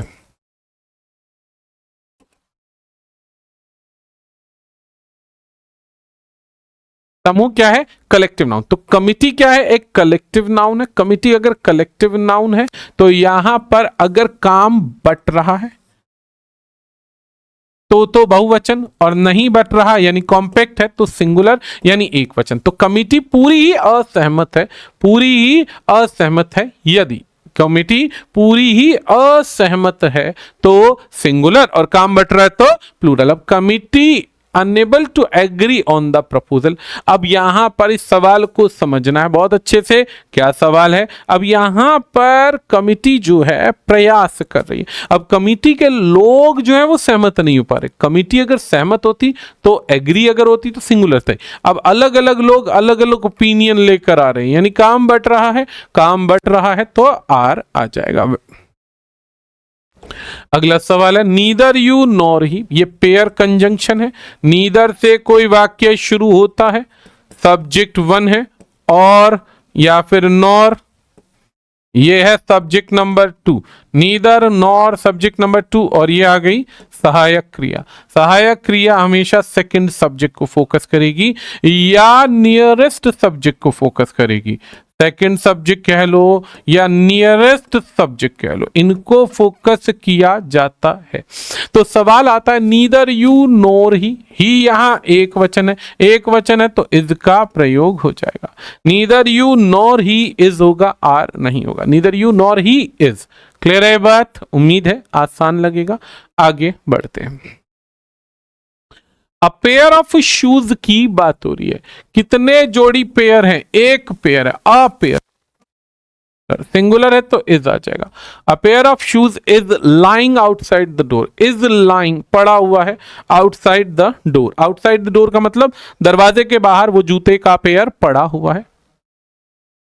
अगला सवाल है, ट्रांसफॉर्मेशन है। नो अदर मेटल की बात हो रही है। ये हम कई बार आपको बता चुके हैं, किसी भी वाक्य की शुरुआत में नो अदर का प्रयोग हो और उसको बदलना हो, हमारे को ट्रांसफॉर्म करना हो, लेकिन ये ना बताया गया हो कि कंपैरेटिव में बदलना है, सुपरलेटिव में बदलना है, पॉजिटिव में बदलना है। जब ये तीनों चीजें नहीं पता है तो नो अदर के बाद हमेशा याद रखना है सुपरलेटिव डिग्री का प्रयोग होगा। सुपरलेटिव डिग्री आएगी, सुपरलेटिव डिग्री आएगी। ये लाइन भूलना नहीं है किसी को। तो नो अदर के बाद यहां पे सुपरलेटिव नहीं है, यहां पे सुपरलेटिव नहीं है, यहां पे सुपरलेटिव नहीं है, यहां पे सुपरलेटिव नहीं है, यानी कि गड़बड़ है। नो अदर के बाद में सुपरलेटिव डिग्री तो नहीं है, यानी आएगा क्या आएगा, कंपैरिजन आएगा। कंपैरिजन में पहली चीज याद रखो, क्योंकि देखो सवाल में लिखा नहीं हुआ है कि आपको इसे सुपरलेटिव में बदलना है, सवाल में लिखा नहीं हुआ है कि आपको इसे किस हिस्से में बदलना है, किस हिस्से में बदलना है। तो जब नहीं पता तो इससे पता चलता है कि कंपैरिजन करना है। कंपैरिजन करना है तो पहली चीज क्या है, पहली चीज यह है कि कंपैरेटिव डिग्री से पहले आर्टिकल द का प्रयोग नहीं होता है। पहली चीज ये है कि कंपैरेटिव डिग्री से पहले एक आर्टिकल दा का प्रयोग नहीं होता है। दूसरी चीज ये, एक तरफ एक चीज और एक तरफ बहुत सारी हैं, एक तरफ एक है एक तरफ बहुत सारी हैं, तो ये संभव ही नहीं है। तुलना दो बराबर चीजों में होती है। अगर इधर एक है तो इधर भी एक होनी चाहिए, इधर दो है तो इधर भी दो, इधर 10 है तो इधर 10। इक्वल चीजों में तुलना करोगे तो ही सवाल संभव हो पाएगा। इक्वल चीजों में तुलना नहीं करोगे तो सवाल ही संभव कभी नहीं होगा। तो सवाल कभी भी संभव नहीं होगा, ये एक बात ध्यान रखनी है। तो अब यहां पर एक बात है, और तीसरा पॉइंट क्या है, अदर के साथ में याद रखना, अदर के साथ में कभी प्लूरल नाउन नहीं आता है भाई, ये भी गलत है। अदर के साथ में प्लूरल नाउन नहीं आता, ये भी गलत है। तो ये देखो, अदर मेटल्स नहीं हो सकता है, ये भी गड़बड़ है। एक उत्तर सही है, एक उत्तर सही। अब इस सवाल के अंदर अगर आपको दे दिया जाता चूज द सेंटेंस, अगर लिखा आ जाता चूज द सेंटेंस, तो भी ये ठीक हो जाता। लेकिन यहाँ पे करेक्ट सेंटेंस चूज करने को बोलता तो भी हम चूज कर लेते। लेकिन यहाँ पे इशू क्या है, इशू ये है कि हमारे को ट्रांसफॉर्म करना है, ये बात याद रखना। तो वहां पे सवाल देखना पड़े। एक और सवाल आता है यहाँ पे, बेस्ट सॉल्यूशन की बात आ रही है, और फिर से ये नहीं लिखा गया ट्रांसफॉर्मेशन क्या है। जब नहीं लिखा गया तो हमें जो बेस्ट आंसर है वो चूज करना है। पहला तरीका तो ये है कि यदि सुपरलेटिव डिग्री है यहाँ पे, जैसे बेस्ट का यूज है, बेस्ट कौन सी डिग्री है, सुपरलेटिव डिग्री है। सुपरलेटिव डिग्री है तो बदलेंगे किसमें, पहला ऑप्शन तो हो गया नो अदर में, पहला बदलेंगे नो अदर में। फिर से देखो यहाँ पे ऑल अदर्स लिखा हुआ है, यहाँ पे एक है, तो ये सवाल ही गलत है, सवाल ही गलत है। गुडर कोई शब्द नहीं होता, मोर बेस्ट कोई शब्द नहीं होता, तो कायदे से 3 ऑप्शन गलत है। ऑप्शन गलत है तो आंसर चुनना आसान हो जाएगा। ये बहुत अच्छा सवाल है। He is taller than any other boy in the class. अब यहां पे ध्यान देना है, वो अन्य बाकी सभी लड़कों की तुलना में ज्यादा लंबा है। अब एक सवाल यहां पे कहता है he is one of the tallest boys, one of the tallest boys. यहां पे कहता है सबसे लंबे लड़कों में से एक है, लेकिन यहां पे कहता है कि बाकी लड़कों में ज्यादा लंबा है, यानी ये सबसे लंबा लड़का है। और ये वाक्य में गलती नहीं है, लेकिन ये सेम ट्रांसफॉर्मेशन नहीं मिल रहा है। इक्वली वर्ड कभी यूज नहीं होता, इक्वली टॉल कोई वर्ड नहीं होता है, एज टॉल एज होता है, एज टॉल एज होगा, इक्वली टॉल जैसा कोई शब्द नहीं है। ये गलत है बच्चा जी, रॉन्ग नंबर है। He is the tallest boy यहां पे सही है, क्योंकि तुलना यहां एक है, यहां बहुत सारे हैं। अब बहुत सारों में तुलना होगी तो सुपरलेटिव डिग्री आता है, तो हमारे पास में ऑप्शन नंबर 4 सही हो जाएगा। अगला सवाल है हमारे पास में, कौन सा वाक्य, विच sentence is grammatically correct. Grammatically कौन सा करेक्ट है, तो पहला ऑप्शन मोर वाइजर है, ये गलत शब्द है। मोर भी तुलनात्मक डिग्री है और वाइजर भी तुलनात्मक डिग्री है, दो तुलनात्मक एक साथ नहीं आ सकती, तो भाई ये तो गलत हो गया। अगला मोस्ट एक सुपरलेटिव डिग्री है, जिसके साथ में वाइजर तो आ ही नहीं सकता, वाइजर तुलनात्मक है, ये भी गलत है। वाइज देन हर, तो वाइज जो है पॉजिटिव डिग्री है, वाइज कौन सी डिग्री है, पॉजिटिव, इसकी तुलना नहीं हो सकती, ये भी गलत, ये भी गलत, तो एक ऑप्शन हमारा सही हो जाएगा। अगला सवाल है हमारे पास, वेरी फ्यू सिटीज, जहां लिखा आ जाए आंख बंद करके वन ऑफ द लगा दो, कहीं पे लिखा आ जाए वेरी फ्यू तो वहां पे आंख बंद करके लगा दीजिए one of the plus plural noun singular verb, ये आ जाएगा। अगर कहीं ये दिख रहा है तो वही वाला आंसर सही हो जाएगा, बाकी उत्तर गलत हो जाएंगे। ये बेसिक ट्रिक्स है। कई बच्चों को लगता पता नहीं टीचर क्या याद करके घूम रहा, कुछ याद नहीं कर रहा भाई, वो कुछ भी याद नहीं कर रहा, वो बेसिक ट्रिक्स है, कॉमन चीजें हैं, उनको फॉलो कर रहा बस, ठीक है। कौन सा सेंटेंस इनकरेक्ट है, विच of the following is incorrect, कौन सा सेंटेंस इनकरेक्ट है, इनकरेक्ट है, तो देखते हैं भाई, इनकरेक्ट का मतलब गलत है, ठीक है जी, देखते हैं। Okay, this road is narrowest of all, narrowest superlative degree होता है, लेस नैरो कोई वर्ड ही नहीं होता, कायदे से नैरोवर होना चाहिए था, नैरो नैरोवर, ये देखो ध्यान दो, पहले तो सवाल करते हैं more narrow, narrower, less narrow, narrowest.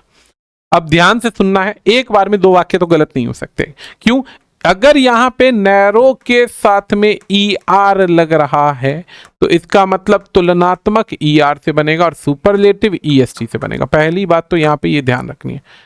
ये दो चीजों में से एक चीज तो यहाँ पे आ जाएगी, है ना। यानी सुपरलेटिव गलत नहीं हो सकता, नैरो, मोर नैरो जैसा कोई शब्द नहीं होता है, मोर नैरो जैसा कोई शब्द नहीं होता है, ठीक है जी, याद रखना। अब दो चीजें हैं, कैसे बताऊं, ध्यान से सुनना। जिन शब्दों को बोलते हुए सिंगल सिलेबल की बात होती है, जिन शब्दों को बोलते हुए सिंगल सिलेबल की बात की जाती है, वहां पे जैसे हमने एक शब्द बोला टॉल, तो उन शब्दों का तुलनात्मक जो बनता है वो ER से बनता है, और एक शब्द बनता है टॉलेस्ट, ER और EST, tall, taller, tallest, tall, taller, tallest, एक बात हो गई। अब अगर कोई शब्द बोलते हुए डबल आ रहा है, बोलते हुए डबल सिलेबल की बात होती है, तो ब्यूटीफुल, ब्यूटीफुल, तो ब्यूटी और फुल। अब पहली बात क्या है भाई, ब्यूटी एक संज्ञा है, ब्यूटी के साथ आपने प्रत्यय लगाया, फुल हो गया, फुल लगाया तो ये क्या बन गया, ब्यूटीफुल। जब भी दो शब्दों को जोड़ते जाता है विशेषण। अब ये विशेषण जो है जब दो शब्दों को बोलते हैं तो ये बन जाता है डबल सिलेबल। डबल सिलेबल यानी ऐसा शब्द जिसको बोलते हुए हमारी जबान सिलवा आगे वाले हिस्से को दो बार हिलना पड़ता है। अगर कोई शब्द दो बार मूवमेंट लेकर आता है तो उसके साथ में आप लोग लगाएंगे मोर ब्यूटीफुल और most beautiful, more beautiful, most beautiful, more beautiful, most beautiful. ये दो चीजें समझनी है, आपका आंसर आपके सामने। ऐसे ही नैरो, नैरोवर, नैरोवेस्ट, ये एक विशेषण है, कंपैरेटिव नैरोवर बन रही है, नैरोवेस्ट सुपरलेटिव है तो मोर नहीं लगेगा। ये तो वो वाली बात हो गई। मोर टॉलर कोई शब्द नहीं होता है, टॉलर के पहले मोर भी नहीं आएगा, है ना। He is the most tallest student। अब देखो मोस्ट इंटेलिजेंट आ गया, student in class, most intelligent, तो इसका कंपैरिजन क्या है, नो अदर वाला आंसर यहां पे बन जाएगा। No other student is as intelligent as he, कोई और विद्यार्थी है नहीं, ये वही वाला सेंटेंस है, मोस्ट के साथ नो अदर वाला। अब आ जाती है एक और बात, क्या है, अगर तुलना करनी है, ध्यान से सुनना, अगर तुलना करनी है तो यहां एक व्यक्ति है और यहां ज्यादा है, ये पेयर बनता ही नहीं है, ये पेयर बनता ही नहीं। अगर ऐसा पेयर बनाते हो तो ये गलत है, बिल्कुल सिंपल, ये गलत पेयर है। आगे बढ़ते हैं, ये बनता ही नहीं है। अब अगर कहते हैं more intelligent then any student in the class, ये वाक्य सही है, लेकिन सुपरलेटिव को कंपैरेटिव में बदलना है या फिर सुपरलेटिव को बदलना है आपको मीनिंग चेंज करके, ये एक बात है, मीनिंग चेंज करके बात है। तो थर्ड ऑप्शन प्रायोरिटी है, लेकिन अगर ये ऑप्शन नहीं होता तो हम इसको पिक कर लेते हैं, इसको पिक कर लेते हैं। तो 92 का आपके सामने एक सिंपल सा उत्तर आ जाएगा, कौन सा वाला। अब भाई आपकी आंसर लिस्ट में तो दे रखा all of above, all of above दे रखा है, तो भाई मैं कहूंगा ऑल ऑफ अबव नहीं है, संभव ही नहीं है ऑल ऑफ अबव उत्तर हो जाए। कारण क्या है कि ये गलत ऑप्शन है। अगर ये सही है तो पीछे ऐसे बहुत सारे वाक्य गलत हो जाएंगे, पीछे के वाक्य गलत हो जाएंगे। तो भाई पहली बात क्या है, ऑल स्टूडेंट्स नहीं होता है, जब ऑल स्टूडेंट्स होगा तो सुपरलेटिव आएगा, ये बात ध्यान रखना, ये गलत है। ऑल अदर होता या एनी अदर होता तो ठीक होता, बाकी गलत है। तो ये ऑप्शन मेरे अनुसार थर्ड है, लेकिन आपके आंसर लिस्ट में चौथा ऑप्शन दे रखा है। अगला सवाल है, कौन सा सेंटेंस, करेक्ट द सेंटेंस। अच्छा, दो बहनों की बात हो रही है, दो लोगों में कौन ज्यादा अच्छा है, बड़ा है, तो दो में अच्छे को एल्डर कहते हैं, ओल्डर बड़ा, बूढ़ा, पुराना होता है। लेकिन हाँ, अगर बात करें किसी और की तो ओल्ड हो सकता है। अगला सवाल है, which is the correct sentence, कौन सा करेक्ट सेंटेंस है, सब में वन ऑफ द है। तो पहली बात तो ये है कि वन ऑफ द का प्रयोग जब भी होगा तो उसके बाद में कंपैरेटिव डिग्री कभी आ ही नहीं सकती, आएगी तो सुपरलेटिव डिग्री आएगी, पहली बात है। और दूसरी बात ये कि प्लूरल नाउन आएगा with singular verb, plural noun आएगा विद सिंगुलर वर्ब, ये बात ध्यान रखना। वन ऑफ द के बाद पहली चीज हमेशा सुपरलेटिव डिग्री आएगा, और दूसरी बात क्या है, आगे सिंगुलर वर्ब आएगा अगर वर्ब की आवश्यकता है तो। अब देखो यहाँ पे वन का प्रयोग तो है, काफी सारे लोगों में से एक की बात हो रही है, लेकिन ये बॉय तो सिंगुलर है, तो ये ऑप्शन गलत हो जाएगा, ये ऑप्शन गलत हो जाएगा। आगे बढ़ते हैं, तो मोस्ट टॉलर जैसा कोई शब्द नहीं होता है, अभी हमने बताया। मोस्ट नहीं आ सकता, या तो टॉलेस्ट आएगा या टॉलर आएगा, ये भी गलत हो गया। अब इन दो की बात करें तो सुपरलेटिव वाक्य सही होता है, क्योंकि या तो कंपैरिजन होगा तो दो बराबर चीजों में होगा। यहाँ पे बहुत सारे बच्चे हैं, यहाँ पर एक है। एक व्यक्ति या तो सबसे ऊंचा हो सकता है या बराबर हो सकता है, ये या फिर सुपरलेटिव हो सकता है ना। तो आंसर आपके सामने है। अगला सवाल क्या है? No other mountain in the world is as high as Mount Everest. Simple है, सुपरलेटिव को देखो, टिक कर दो। माउंट एवरेस्ट जो है सुपरलेटिव है, सबसे ऊंचा है, highest mountain in the world है। ठीक है, याद रखना जो बच्चे, इसमें एक छोटी सी जानकारी है कि दा का प्रयोग यदि कोई लोग करते हैं माउंट एवरेस्ट के साथ में, दा का प्रयोग करते हैं माउंट एवरेस्ट के साथ में, तो दा गलत है, दा गलत है। क्यों गलत है? अब इंडिविजुअल पहाड़ी के साथ, पहाड़ की चोटी के साथ में दा का प्रयोग नहीं किया जाता है, ये बात याद रखिएगा, भूलना नहीं है ना। अगला सवाल क्या है? ही कंटिन्यूड वर्किंग, उसने लगातार काम किया, लगा रहा, हालांकि वो थका हुआ था, हालांकि थका हुआ था, तो ये पॉजिटिव है, ये नेगेटिव है। दो विपरीत बातों में कंट्रास्ट बिठाना है आपको, और कंट्रास्ट बिठाने के लिए कंजंक्शन चाहिए, और कंजंक्शन है although he was extremely tired, हालांकि बहुत थका हुआ था फिर भी काम करता रहा। ये सवाल बहुत इजी है, आगे पढ़ने की आवश्यकता ही नहीं होती है, देखते ही उत्तर लगा लीजिए। कंजंक्शन में सवाल है नो सूनर का, तो पहला जवाब तो ये है कि इसके साथ में पेयर आपके पास में आता है देन का, उसके साथ में पेयर आता है आपके पास में देन का। तो नो सूनर के साथ पेयर कौन सा है? ये रहा then. No sooner had she entered the room then, no sooner had she entered the room then, then के बाद में क्या हुआ भाई? देन के बाद में एवरीवन स्टूड अप, जैसे ही उसने कमरे में कदम रखा सारे खड़े हो गए, सारे खड़े हो गए, है ना। यू कैन नॉट सक्सीड, अब देखो कहता है तुम कामयाब ही नहीं होगे। परिणाम जो है ये नकारात्मक है, परिणाम नकारात्मक है, तो कंडीशन भी कुछ ऐसी होनी चाहिए जो नेगेटिव अर्थ दे, अगर ऐसा नहीं करते तो ऐसा नहीं होगा। लेकिन यहां तो कहता तुम मेहनत करते हो, अगर तुम मेहनत करते हो तो कामयाब नहीं होगे, ये तो कोई सवाल ही नहीं है, ऐसा कोई सवाल ही नहीं है। तो ऐसी अवस्था के अंदर इफ का प्रयोग किया जाता है, इफ का प्रयोग किया जाता है। ही इज रिच, वो अमीर है लेकिन खुश नहीं है, लेकिन खुश नहीं, तो एंड का प्रयोग बराबर पेयर, यानी यहां भी पॉजिटिव यहां भी पॉजिटिव। बट का प्रयोग होता है कंट्रास्ट बिठाना, लेकिन यहां तो कंट्रास्ट बैठ ही नहीं रहा है भाई, अमीर है बावजूद इसके, तो यहां पे बावजूद दिखाना है, तो फिर बट ही हो सकता है कंट्रास्ट बिठाने के लिए, और कोई शब्द तो आ ही नहीं सकता। डैश ही अपोलोजाइज, अब यहां पे कहता माफी मांगना, she refuse to forgive him, कहता हालांकि उसने माफी मांगने का प्रयास किया बट उसने मना कर दिया, उसने माफी नहीं किया, उसने कहा कि नहीं गलती है तो अब तुम्हें साफ किया जाएगा, उड़ाया जाएगा। यानी कि दो का प्रयोग होता है हालांकि वाली सिचुएशन के लिए, कि हालांकि उसने प्रयास किया माफी मांगने का, फिर भी माफ नहीं किया गया, माफी नहीं मिली। क्यों? गलती करके माफी मांगना एक अधिकार बन चुका है लोगों का। अगला सवाल है I will come with you, मैं तुम्हारे साथ आऊंगा, dash you promise to behave, अगर तमीज से बात करोगे तो मैं तुम्हारे साथ आऊंगा, तमीज से बात करोगे, तमीज से बर्ताव करोगे, अगर अच्छा बर्ताव करोगे तो मैं तुम्हारे पास आऊंगा। तो सवाल क्या है भाई? इफ यू बिहेव या if you promise to behave, तमीज से बिहेव करोगे तो तुम कामयाब हो जाओगे। He failed the exam, उसने एग्जाम में फेल हो गया, he failed the exam, he did not study properly, he did not study properly, उसने प्रॉपरली स्टडी नहीं किया, वो फेल हो गया। अब यहां पे फेल हुआ है क्योंकि पढ़ाई नहीं करी है, तो ये तो परिणाम है ना, परिणाम है, तो अगर ये नेगेटिव होता फिर भी पास हो जाता तो ऑल दो लगाते, यानी कि फेल हो गया मेहनत करी तो ऑल दो लगाते, लेकिन यहां तो क्या फेल भी हो गया और मेहनत भी नहीं करी है, तो वो वाली बात होगी ना भाई, हम करेंगे भी नहीं, तो यहां पे आएगा बिकॉज। ठीक है, आइडेंटिफाई करना है करेक्ट सेंटेंस को, सही वाक्य को आइडेंटिफाई कीजिए। अब सही वाक्य क्या है? अब सबसे पहला वाक्य यहां पे ध्यान से सुन लीजिएगा, हार्डली से कोई वाक्य शुरू होता है तो पहला पॉइंट क्या है? यहां पे पेयर जो बनेगा वो व्हेन का बनता है।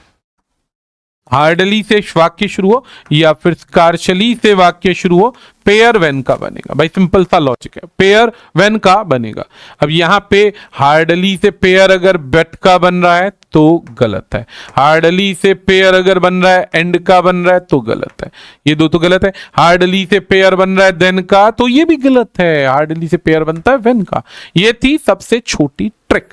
अब जिसको ट्रिक नहीं सीखनी कोई बात नहीं, हार्डली के बाद एक और पेयर, एक और लाइन सुन लो। हार्डली से कोई वाक्य शुरू हो, स्कार्शली से कोई वाक्य शुरू हो तो आगे सदैव हेल्पिंग वर्ब का प्रयोग होता है। सदैव हेल्पिंग वर्ब आता है सब्जेक्ट से पहले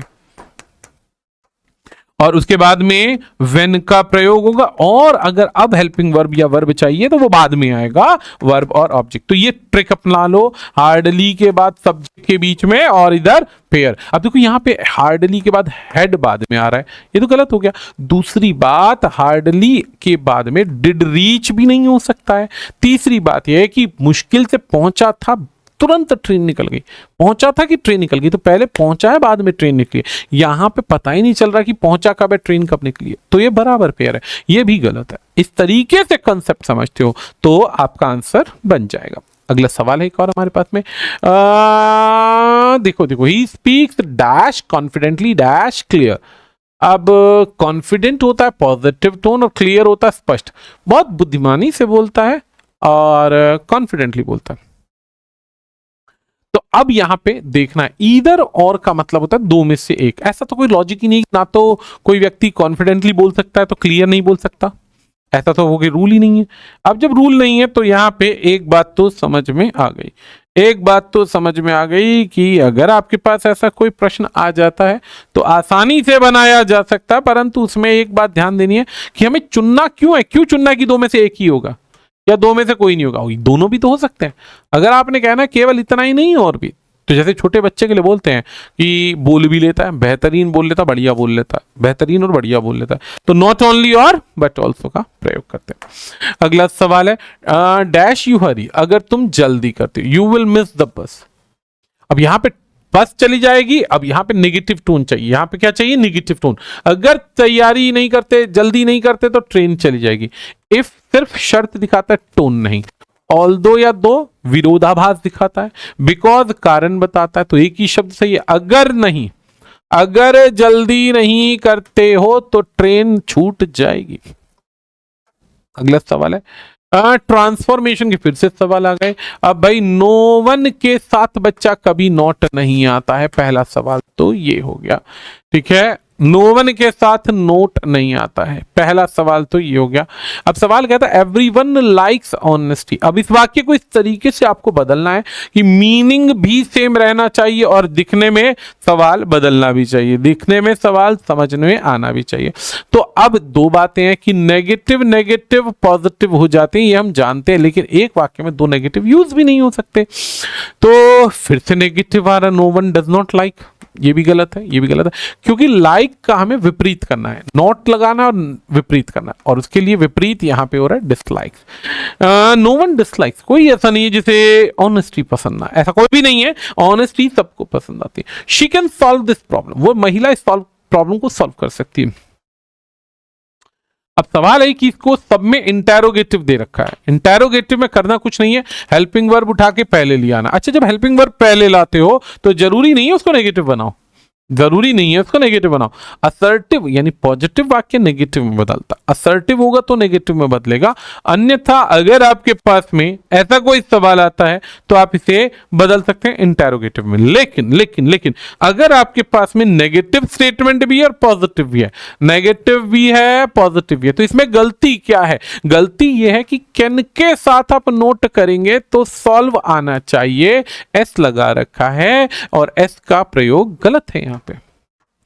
तो एक ही सवाल फिर बच जाता है, फर्स्ट ऑप्शन, एक ही सवाल बच जाता है, that is first option. Point clear है, आगे बढ़ते हैं। It is a very beautiful painting, कितनी सुंदर पेंटिंग है।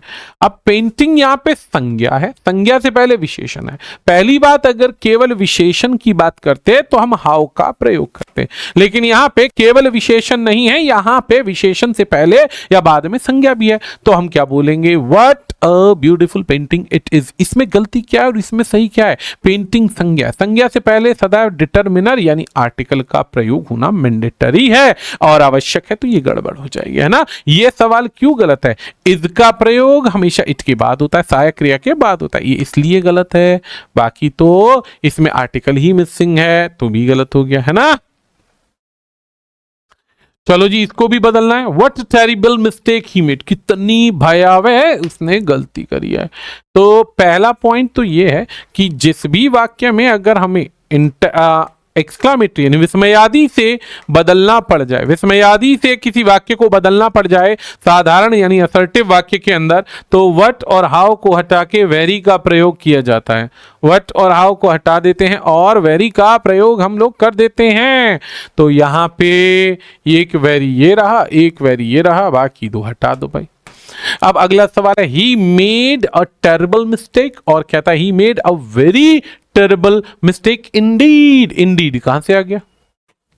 इंडीड की आवश्यकता नहीं है, तो इंडीड की आवश्यकता नहीं है। He made a terrible mistake, Indeed की आवश्यकता नहीं, अपनी मर्जी से कोई भी चीज जोड़ने की आवश्यकता नहीं है।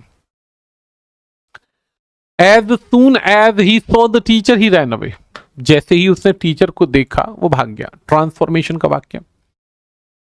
अब सवाल देखते हैं, he did not run away until he saw the teacher, वो उस समय तक नहीं भागा जब तक उसने टीचर को नहीं देखा। उस समय तक, भाई अंटिल एक कंजंक्शन है, यानी इस एक्शन के बाद में ये एक्शन हुआ है, तो अंटिल कहता है उस समय तक नहीं,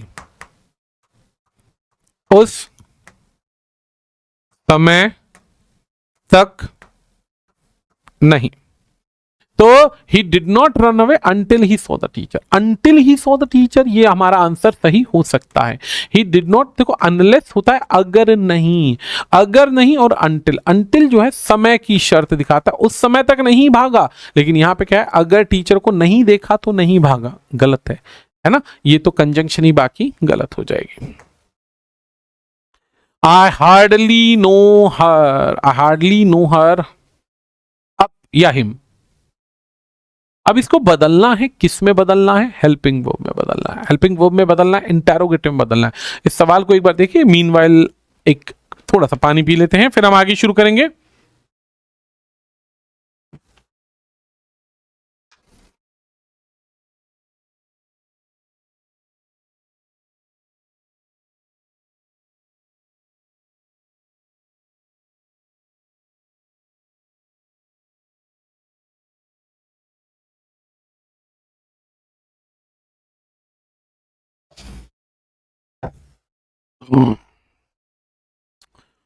चलो भाई, सवाल देखते हैं।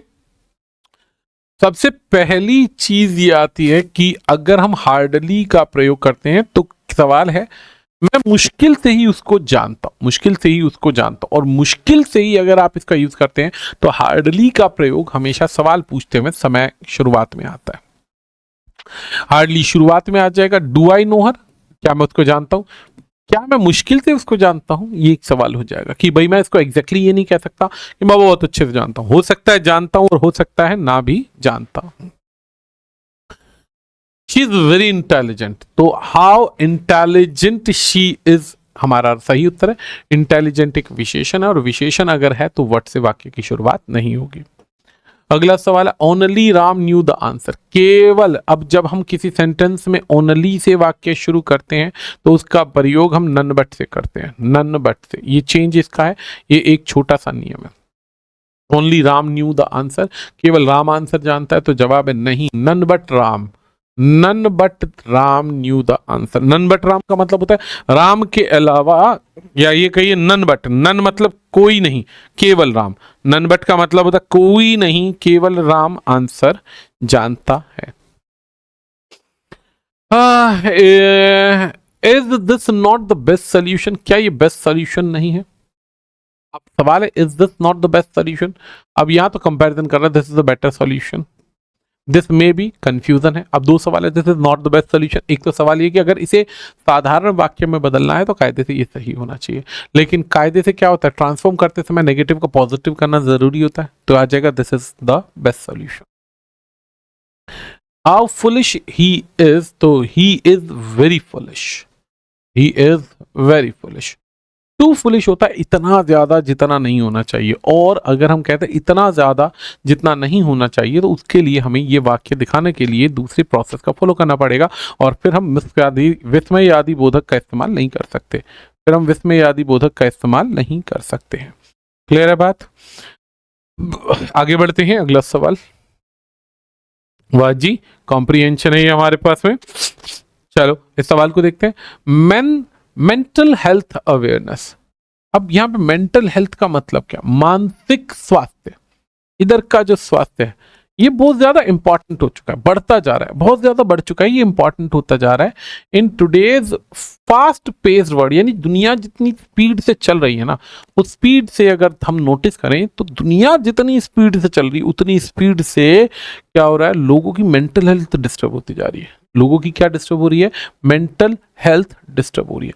अब मेंटल हेल्थ डिस्टर्ब हो रही है तो एक बात हो गई। अब दूसरी बात क्या?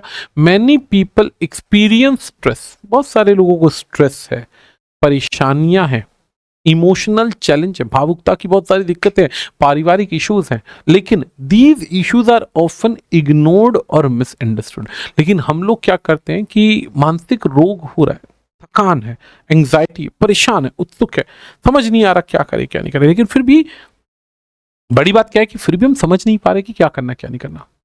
हम कंसीडर ही नहीं कर रहे हैं, हमें पता ही नहीं है हम क्या करें, बिल्कुल नहीं पता, एग्जैक्टली नहीं पता। तो मेंटल हेल्थ जो है उसे इग्नोर किया जाता है बहुत सारे लोगों के द्वारा। मेंटल हेल्थ बहुत इंपॉर्टेंट है एक फिजिकल हेल्थ की तरह। जैसे बुखार होने पे दवाई खाई जाती है, जुकाम होने पे हम भांप लेते हैं, या फिर थकान होने पे हम शरीर को क्या करते हैं, स्ट्रेच करते हैं। ऐसे ही मानसिक रोग जब पड़ता है ना, दिमागी रोग के लिए हमें बहुत सारी चीजें ध्यान देनी पड़ती है। अब मेंटल हेल्थ बहुत इंपॉर्टेंट है because it affects how individual think, feel and behave in daily life. अगर हम इसे इग्नोर करते हैं तो हमारी जो सूझबूझ, क्षमता और कार्य करने की शैली है, ताकत है, वो डिस्टर्ब हो जाएगी, हम कर ही नहीं पाएंगे। जब कर ही नहीं पाएंगे तो एक बहुत बड़ा मुद्दा बन जाएगा। One of the main reasons, देखो वन ऑफ द आ गया ना, one of the main reasons mental health problem go unnoticed is the stigma attached to them. एक अवधारणा, एक मानसिक सोच या एक पागलपन या एक ऐसी लिमिट जो दिमाग से जुड़ गई है कि ये तो करना ही है, ये नहीं किया तो क्या किया। People often hesitate to talk about their struggle due to fear of judgment।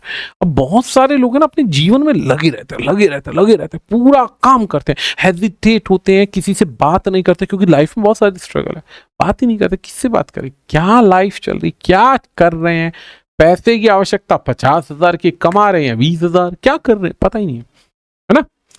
अब as a result they may avoid seeking help. अब इसकी वजह से क्या होता है, वो किसी से मदद लेना बंद कर देते हैं, और ये और ज्यादा बुरी कंडीशन कर देती है धीरे धीरे। अब ओवर टाइम का काम भी करते हैं ना तो भी दिमाग की हालत खराब हो जाती है। एक बात है, शारीरिक स्ट्रेस खत्म ही नहीं होता, वो बढ़ता जा रहा है। अब ऐसी अवस्था के अंदर जो लोग बात भी नहीं कर रहे, अपनी सेहत का ख्याल भी नहीं रख रहे और आगे जीवन में कुछ कर भी नहीं पा रहे हैं, ऐसी अवस्था में वो फंस जाते हैं।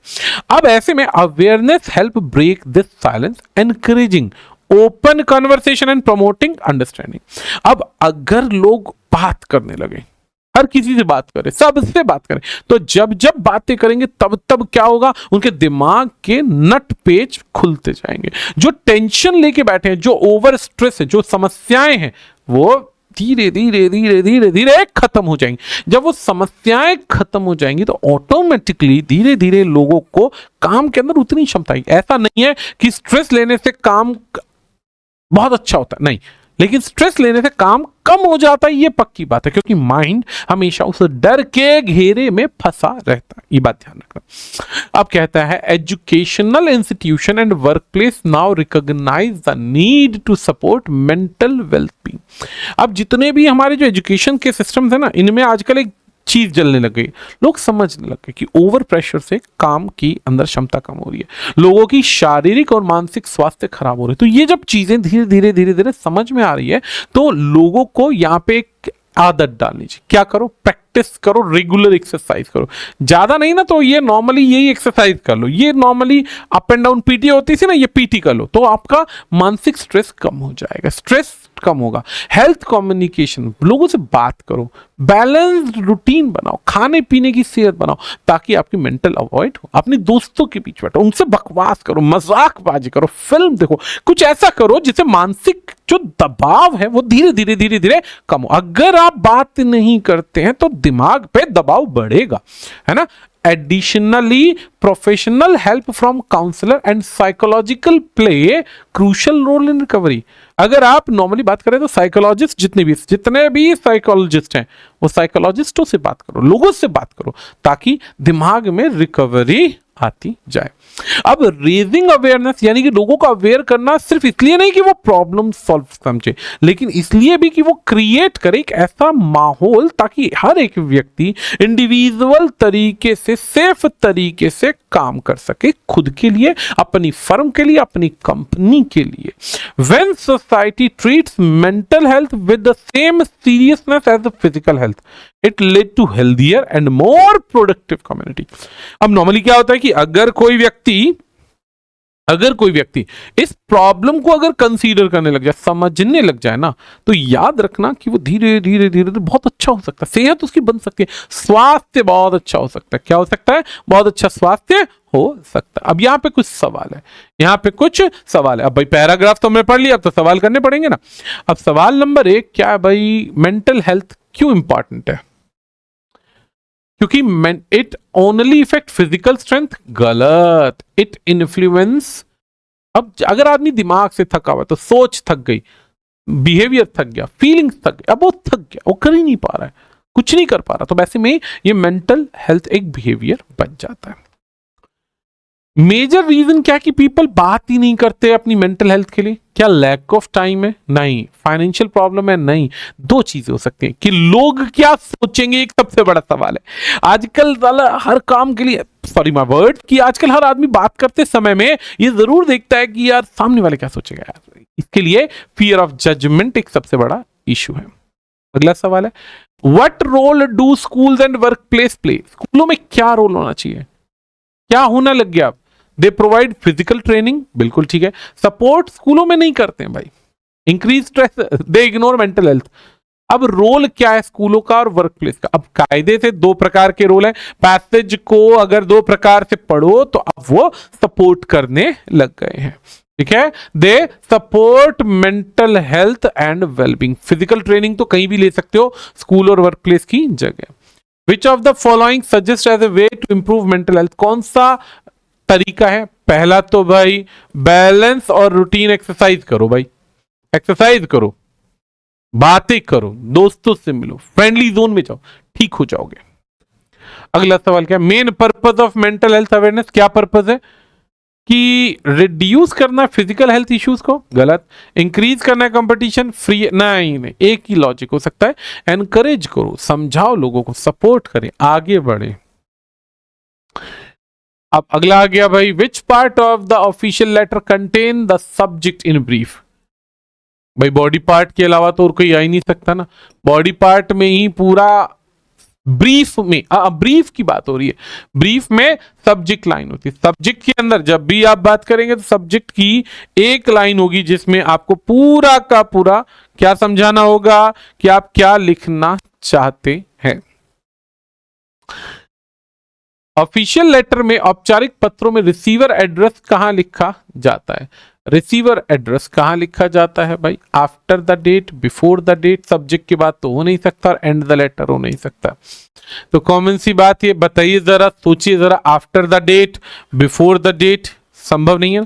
अब यहां पे सबसे पहले आता है सेंडर एड्रेस, फिर आती है डेट, फिर आता है रिसीवर एड्रेस, यानी कि आफ्टर द डेट।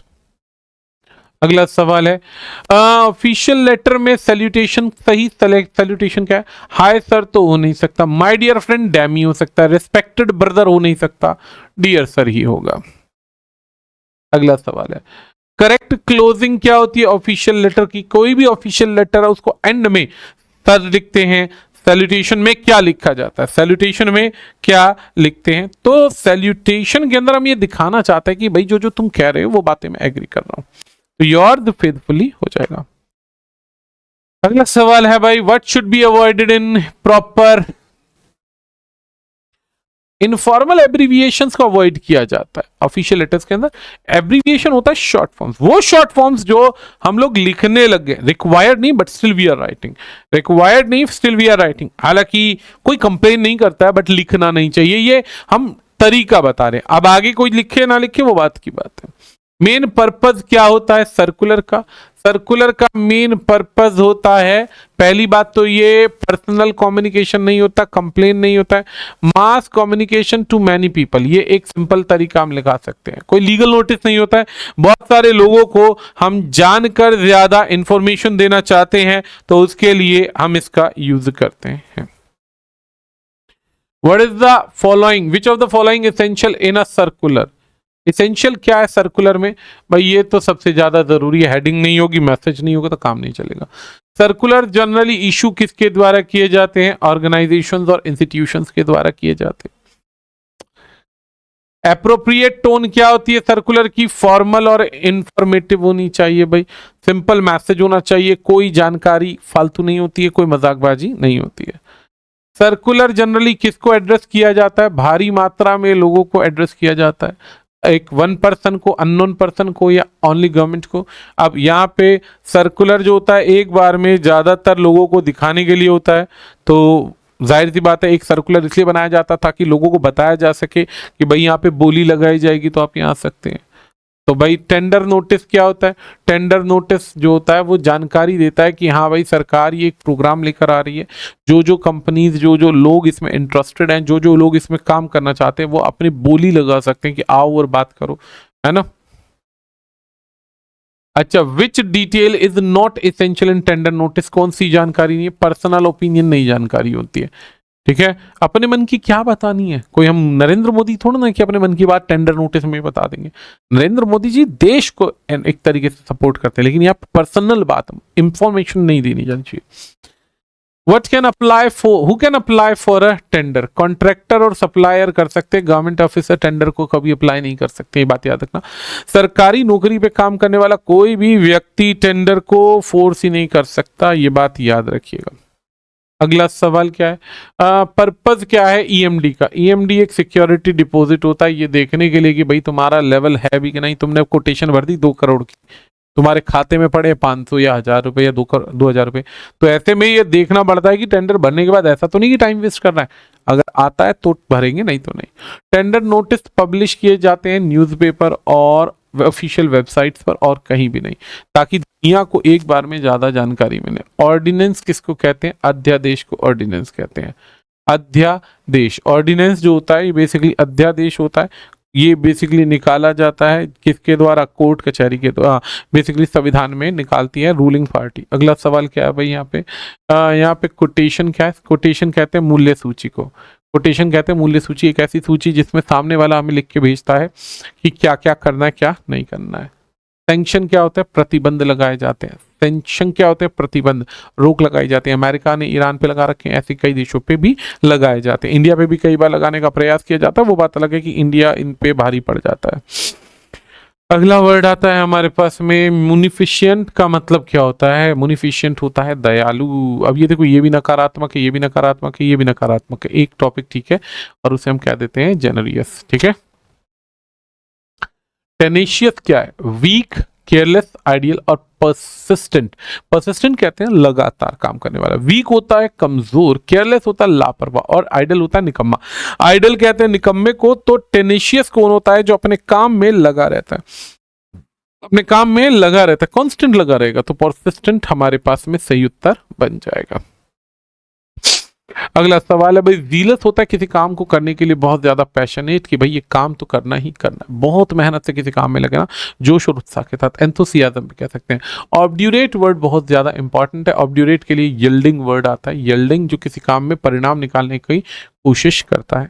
अगला सवाल है, रेसिलियंट कौन होता है? रेसिलियंट ये वर्ड का एंटोनियम देखना, रेसिलियंट का एंटोनियम देखना है, ठीक है जी। तो एब्ड्यूरेट का अपोजिट था हमारे पास यील्डिंग, और रेसिलियंट का अपोजिट हो जाएगा क्या? एक ऐसा व्यक्ति, ऐसा जो रिकवरी ना कर पाए, रिकवर ना कर पाए, नॉट एबल टू रिकॉग्नाइज के लिए फ्रेजाइल वर्ड आ जाएगा। स्क्रूटनी क्या होता है? किसी चीज की इंस्पेक्शन करना, दोबारा से इंस्पेक्ट करना। अगला वर्ड क्या है भाई? Government of small group. जहां पे स्मॉल ग्रुप लिखा जाता है तो स्मॉल ग्रुप को ओलिग कहते हैं। ओलिग के लिए ओलिग आर्की वर्ड इजी है।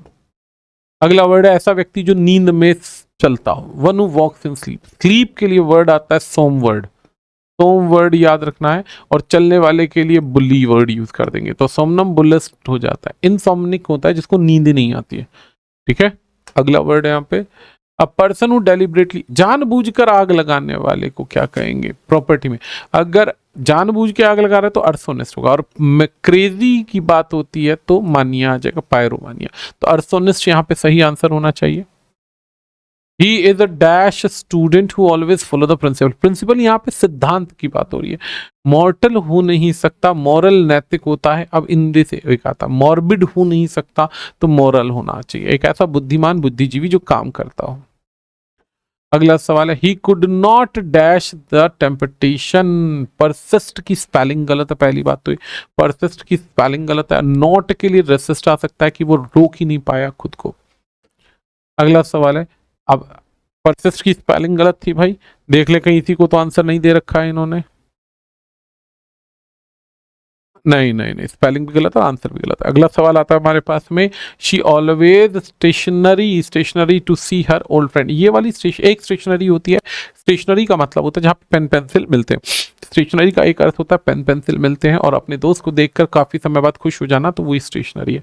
स्तब्ध हो जाना, एक ही जगह पे रुक जाना।